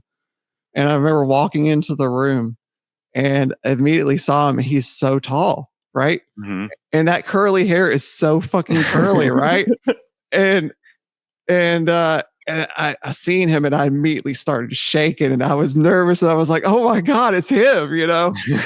And funny enough, back then we were doing this they're called side sipping. So I got a picture of Weird Al side sipping with me. We had these bottles and we were side sipping, and it was a very weird picture, but he was totally down with it once I explained the whole story to him. And That's awesome. yeah, that I would say would that be my number one for sure is meeting Weird Al. Um, but yeah, That's really cool. Like, that would be, wow. Yeah, I would meet Weird Al Yankovic for sure. He would oh be a for cool one to sure. meet. Yeah, Um, so moving on, question number 6 on your list on my list that I just made up before we met. yeah, Hoggett, On the Hoggett list, Hoggett seat. Hoggett seat. It's actually Dutch. Oh, that's Um, right. Uh huh. what is the most surprising opener that you've seen? Oh, me. So I know they're a pretty big band, but I didn't really know them at the time. And this was years ago, so they were still pretty small, I guess. Starset. Oh, they're Um, they're amazing. right. So I went to go see Breaking Benjamin at an unplugged show in at the Ryman Auditorium. And Starset, they did like you remember those MTV Unplugged where they had Hmm. like the carpet and they had like the candles on those Yep, stands and it was all around and I do. Starset Starset did it unplugged Oh, of that's too cool. at the Ryman, and it was really neat. Like just being able to witness that because I used to watch MTV Unplugged when I was a kid, Me too. and I truly enjoyed watching that, or I enjoyed that time of my life being able to see them just being able to relax and just Right. play and show their how great of a musician they really are. Oh, for sure. And you know, not only Starset did that, but Breaking Benjamin was the same. And they, of course, Breaking Benjamin, they were like they had the same energy as they do for a metal like a normal concert. Yeah, I've It seen was Breaking Benjamin, I want to say 6 or 7 times now. right, They seem to be every time we want to see a band, it's like, and Breaking Benjamin's playing, and I'm like, I'll go see Breaking Benjamin again. right. Well, they did the unplugged part, and they um had the same energy, but it was all acoustic guitars. So that was weird. Awesome. That was a weird aspect seeing that, but at the same time was really neat just because how, Right. you know, Yeah, they brought that for sure. oh yeah.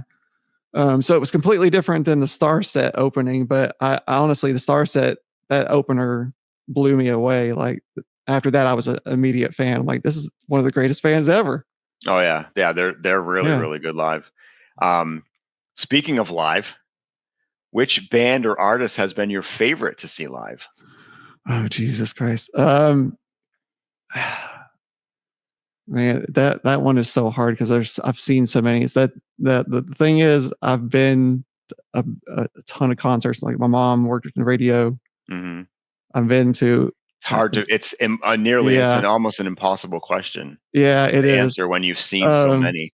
right. I'm gonna do two though, just because that's my nature. So I'm gonna do I got to see Weezer do the complete Blue album Oh, at nice. at at the Ryman Auditorium. Okay. Um, so they did all their newer albums like a backward chronological. They did their top two songs from each album, and then got to the Blue album and did the Blue album in its entirety on Saturday night. Okay. They did a 2-night thing, which I didn't go to the second night. It was the Pinkerton album on the second night, which they did the entire album. So the second one, my top, um, uh, gosh, fuck, that's gonna be hard. Um, man, so my dad, I'll say this one, yeah, because this one was good. So I went with my dad and my sister. We went to go see the Doobie Brothers in Chicago. It was Oh, Chicago's nice. 50th anniversary, and it was at the Ascend Amphitheater in Nashville. Oh, And wow. so it was an outdoor event. And my dad had bought the tickets through the Chicago tour website. And so we actually got like third row seats. Oh, Uh, crap. each ticket got a pack of stuff, and so it was like a book of their like 50th anniversary book and like all different kinds of like swag, Oh, like nice. it was a fucking awesome deal. And just being able to be there with my dad. My dad's a huge Chicago fan. So being able to see that, be there with my dad and my sister, us being able to experience that with my dad was really neat. So I That's definitely say those awesome. two for sure. That's definitely a huge, I'm sure, memory and a very happy time for you. That's Right. awesome. Right. So, speaking of happy times, you've seen a million different things. So this is a question that I made up specifically for you. Okay. So if you could make your own music festival, who would be your three headliners? Dead or alive. This would be Dead the or Paranoid alive. Festival lineup. Okay. Okay. Um, so top three, definitely Phil Collins. I know I keep on throwing him out there. Phil Collins or Genesis, or would it be like a combination of the two? Dude, I would have to have both. Like, honestly, I would have to have both. Um, yeah, for sure. But Phil Collins years of Genesis, not Peter Gabriel. The Right, Phil right. Collins. Um, so that's one. Two, who would I be? Man, honestly, I would say Weezer.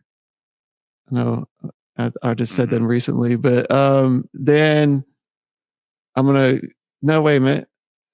I'm doing. Yeah, Jesus, this is really hard, dude. I've never really thought about it. I ask these questions on my podcast.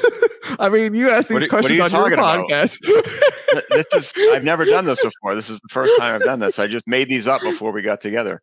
Oh, let me take back Weezer. Hold on, I'm gonna change this up because I want to make it completely random. So I got to have rap in here too. So I'm gonna do. Okay. I'm gonna do. All right. So we're gonna start off Phil Collins in Genesis, and then we're gonna have Ghost Main because I love Ghost Main. Oh, geez. Okay. Yeah, Complete opposites. Sure. yeah, complete fucking opposite. I love Ghost Main. If you've ever listened to him, you gotta check him out. And then I'm definitely gonna have to add some EDM.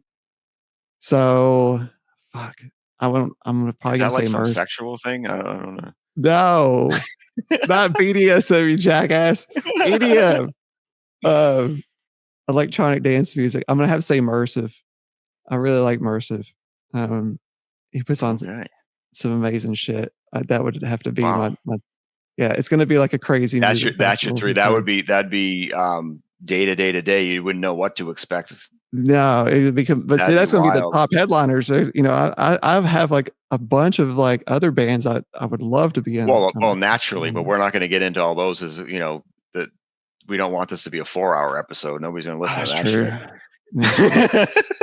That's true. So you have all the like you have a huge vast taste in music as well as knowledge, and you've seen all these different bands and things like that. So this is probably not a single song for you, but what song like instantly hypes you up? Like you hear this song and you're ready to go. Like you're gonna work out to this song, or you're gonna go, I don't know, mow your lawn. I don't know what you need to get hyped up for, but take your shirt off in public. I don't know, whatever it is that you need to do. Blind from Korn. Okay, I love that song. That's just from right at the opening of it. Hell yes. Yes. Yes. It gets me amped up every fucking time. I can see I'm going blind. Yeah. I can see I'm going blind. Yes, Exactly. absolutely. I agree 100%. That is definitely one that would get me hyped up for sure. Dude, yes. I've used that before, like any type of going to events, like I'll listen to that song to hype myself up.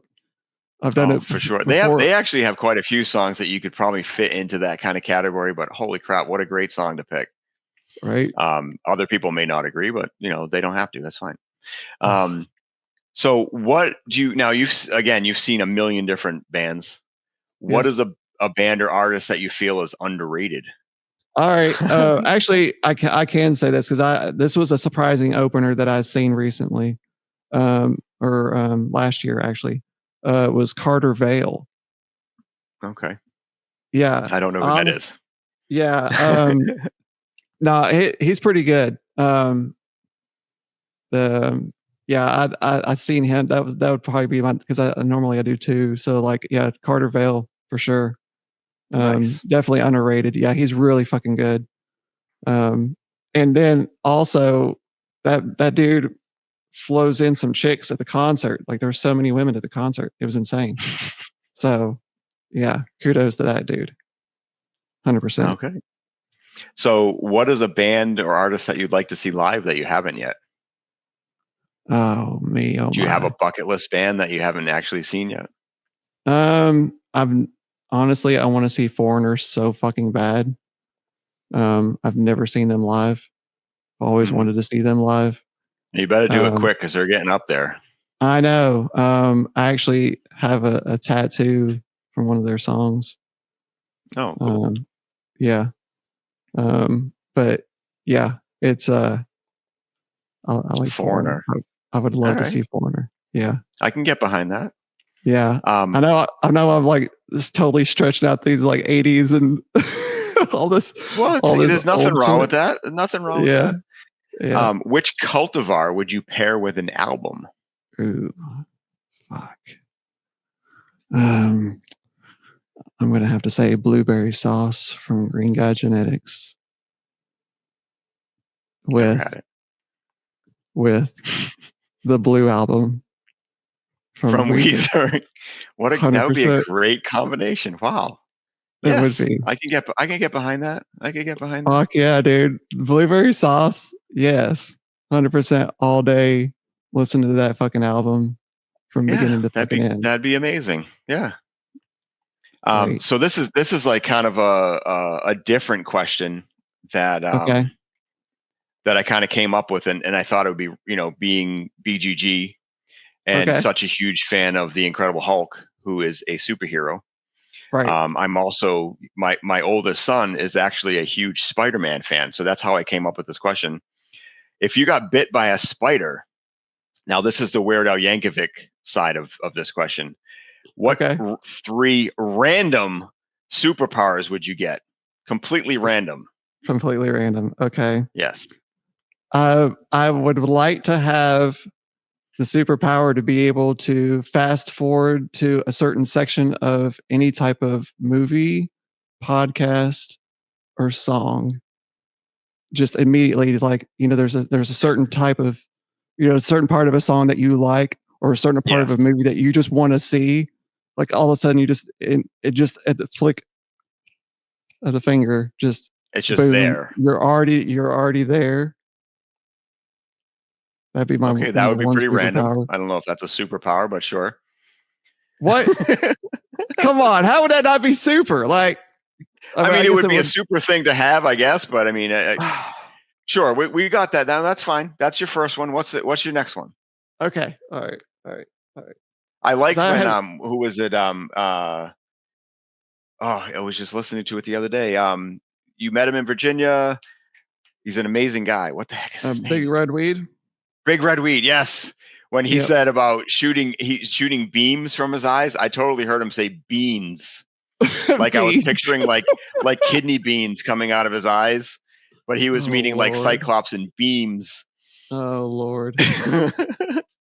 Okay, so I'll give you an actual superpower. So like the whole teleporting, just because I like to travel, Okay. like I mean, I do enjoy the road trip aspect of it, but it would be nice to be able to go out to Denver and, just walk through a portal or something, or whatever I would have my superpower be, like whatever it Oh is. yeah, I could get behind that. That'd be good. Yeah. Um, and Third one. then number 3, fuck, I don't know.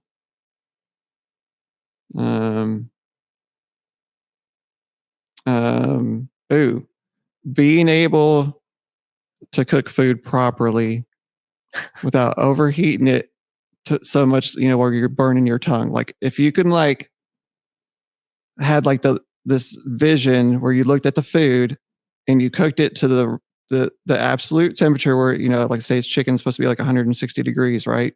Right. Internal temperature or whatever. Like if you could just look at it and then boom, the food is the perfect temperature where it's not scalding and you can eat it and your tongue doesn't blister or any of that stuff. That would With be an every awesome bite, superpower. it's the same perfect bite Right. every time. Yeah, like like the warmth stays throughout the whole thing.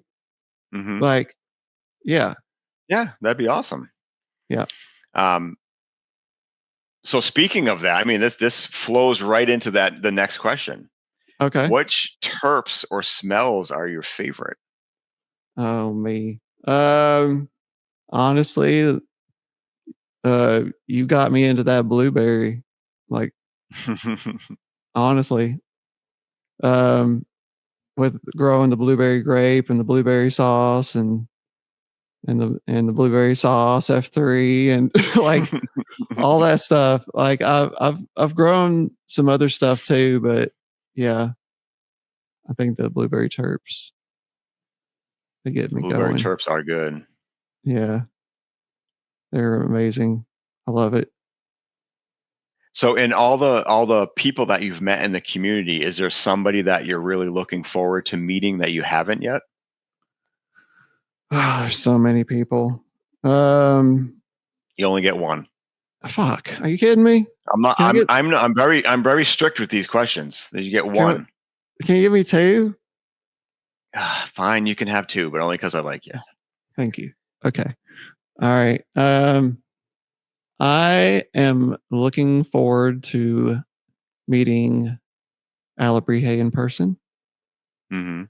We're going to that pop up here in a few weeks, and then, or depending on when this podcast comes out, might be sooner. Then also, I'm looking forward to meeting Diabetic. I am meeting him in Louisville, the Murder by Death concert. It's their last concert. It's in Oh, very Louisville, yes, Kentucky. I've heard you talk about that. That's awesome. Yeah, I bought 2 tickets and I asked him to go with me. So he's going to be my +1 to the Oh, event, very cool. and we've got an Airbnb with Jsaw and his wife, because he's going to the last concert as well. So we're going to be there the whole weekend, and I'm looking forward to hanging out with all them. So is there a cannabis event that you are, would want to go to that you haven't been yet? What is one that you want to attend that you haven't been to yet? Can I give you two? Yes.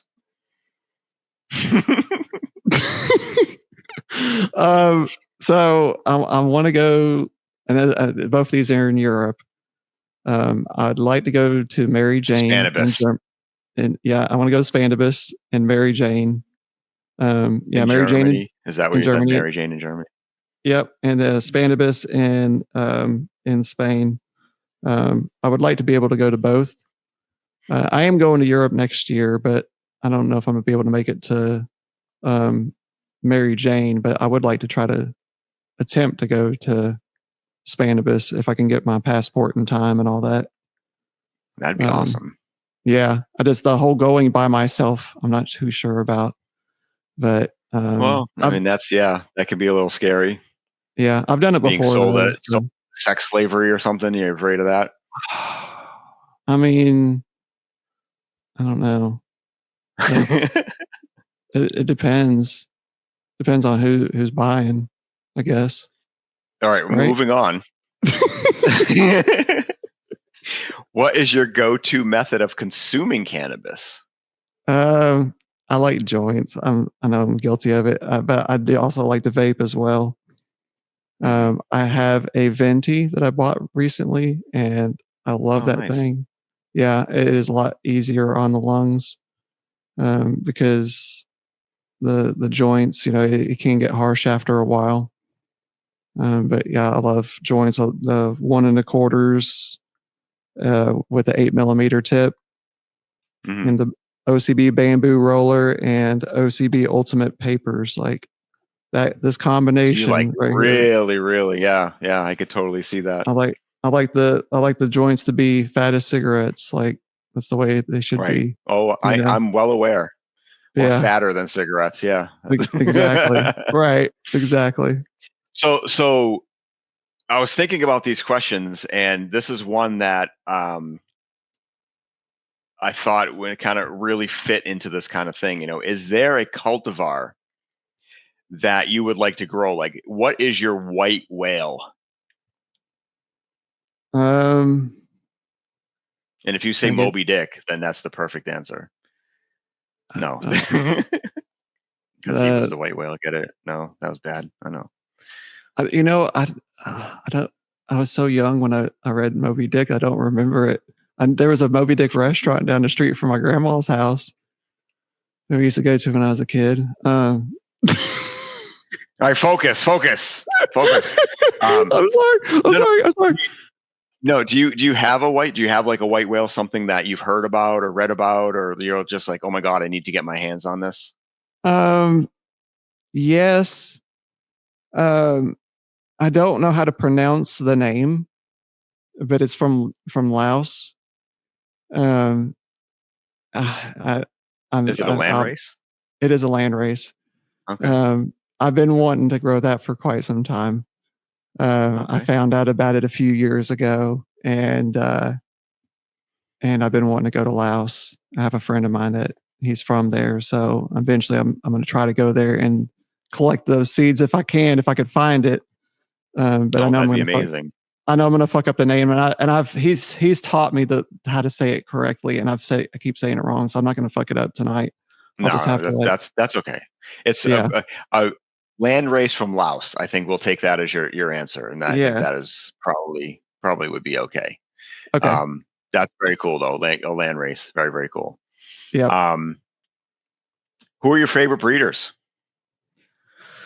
So I would have to say my number one favorite breeder would be the man himself, Mr. BGG, the big green guy. Never heard of Um, her. yeah. Well, she is pretty fucking amazing. Um, yeah. Honestly, like I'm a big fan of the whole community growers or breeders. So BGG, Alabrije, Outcast.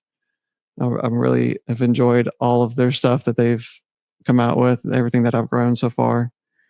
I've grown some other breeders as well. And I'm not throwing no shade at anybody, for sure. I've grown some TN Genetics. He's got some amazing stuff as well. And Rooter Alistair, for sure. He's got some amazing cultivars. Yeah, I think that's about the community. That's a solid list, except for the first one you named. Solid list. She's pretty. You don't knock her till you try her. Okay. Yeah, I probably never will. Do you have a favorite cannabis TV show or movie? Yes. So the movie would definitely have to be Half Baked. That was like, it's such a fucking awesome movie. I love Dave Chappelle, and I love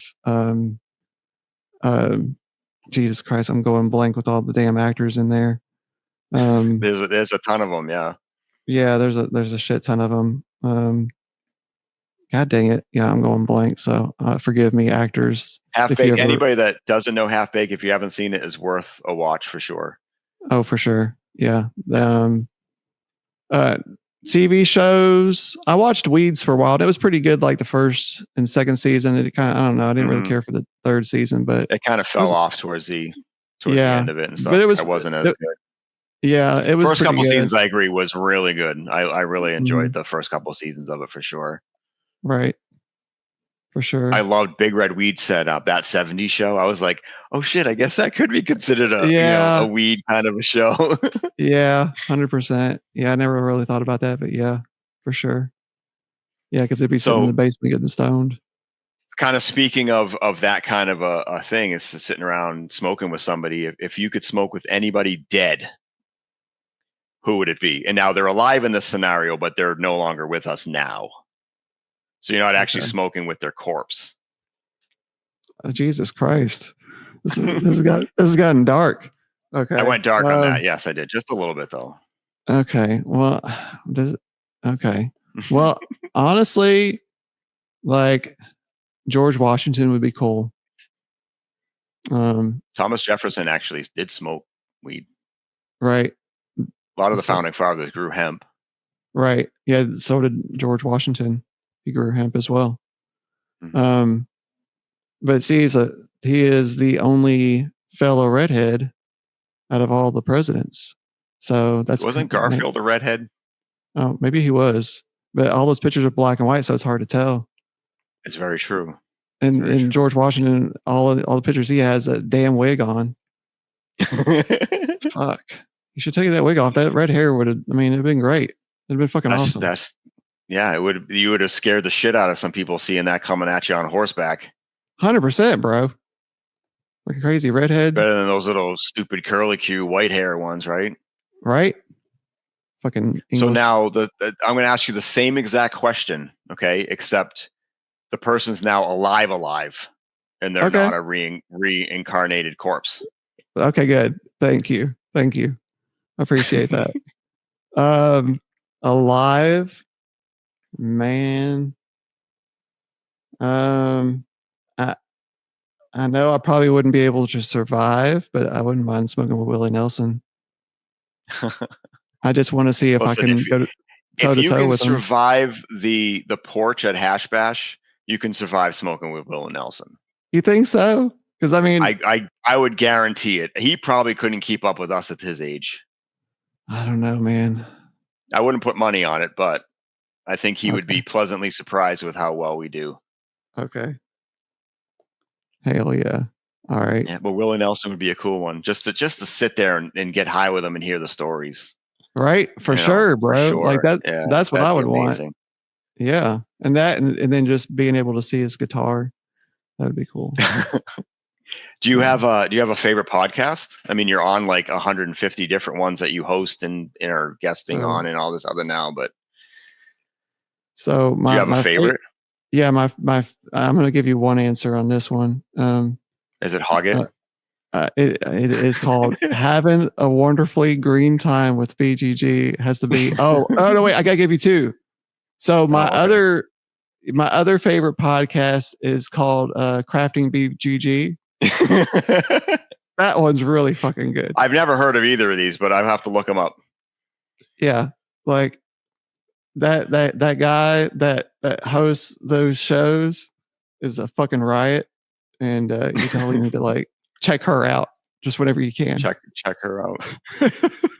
Big green girl. I'll have to check her out. So we're pretty much going to wrap things up. I mean, we're not fully done yet, but we're going to start wrapping things up right now. So the next segment that I really like to do is called the Thank a Gromy segment. Okay. And because I have you here, I'm going to go ahead and thank you. I personally thank you for being a friend, being a mentor to some of the newer growers coming out, because you are that for people now. For being, a positive, just light in the community. I really appreciate you as a person. When I don't know if are you familiar with the word namaste? Yes. Which is like the who I am as an inside, my soul recognizes who you are in your soul. So that's my way of saying thank you. So that's my thank you section. And you can't thank me. This is not you can't just turn around and thank me. So you have to thank somebody else from the community. God dang it. Okay. All right. So can I thank like a bunch of people? Sure. Okay, cool. All right. So first off, I'm gonna thank Badger's Bunk. In the community. Amazing guy. Yeah. He's been my rock and savior over these last few years that we've been talking. I've had many conversations with this dude, and just a completely high quality individual for sure. Oh, for sure, 100%. Most definitely. I also would like to thank Grateful and the Grateful Gardener and Nerd Grows, especially for helping me get started in this path that I've been doing since January. It's been really nice having that connection with these two individuals, because it's definitely nice being able to have a open spot where I can speak freely and to them about everything, and they speak freely to me, which is really nice. Right. Also, I would like to thank the crafting boys, Rooter Alistair, Blackwater Grows, and Early Bird Auto Grows, and for having me as a new member of Crafting Cannabis podcast, which is really cool. I've been really excited to see how you guys do and how that progresses, and very excited about that. Yeah, so happy for you. They've been a lot of fun. I've got to meet up with them on several occasions, and actually, I'm fixing to go up and meet up with Blackwater and Early Bird here in next month. Oh, going nice. out there. Nice. Yeah, going out there to Ocean City, Maryland again. Go to see the Ocean's Calling Music Festival, and we're actually Terp Therapist is meeting us out there too. So, no kidding. That's awesome. That's awesome. Yeah, so I'm looking forward to that. Terp Therapist is actually from my state. He's from Massachusetts. Right. He was one of my original testers. Oh, really? He was. Yeah, I had done like a little contest, and anybody that followed the different rules outlined out, okay, these are the rules of being a tester for me, which are pretty basic anyway. And he was one of the people that followed through and did that. And yeah, he was one of my original testers. I think he actually tested. It was either Asgardian Wedding or Asgardian Funeral was what he tested in that first round of the testing that I sent out. Good guy. I mean, he stopped growing for a couple years, and I'm glad to see him back and him growing again. So that's exciting. Do you have any upcoming cannabis or music events? I know you said you're going to the pop-up with Alabrije. Do you have any other exciting things coming up? I'm going to Muddy Roots. I know Muddy Roots. Okay. Very nice. Muddy Roots Music Festival. You go to that every year, don't you? Well, I went to last year was the first year. Yeah. Oh, okay. See, I thought it was like a yearly thing you've been doing. Yeah. No. Okay. That's Grateful has gone a few times, and Oh, okay. I know K-pop's been before. But the three of us are actually meeting up this time around. So I'm like looking forward to that That's for sure. awesome. Yeah. Very cool. And then the Alabri Hay. I'm actually going to see Weird Al Yankovic with my sister Nice. in September, and then like I said, Do you I'm think he'll going to. recognize you? I don't think so. I don't. I don't think he's going to recognize me. No. That'd be funny if you did. Hey, you're that guy. We did the side sip, remember? Oh my God. Oh Lord. Um, No. Yeah. What did about you you? did you oh, I have so this upcoming week for me is concert week for Hannah and I. We see Chevelle, who is my favorite band. Fuck We're yeah. seeing them in Boston this upcoming Sunday.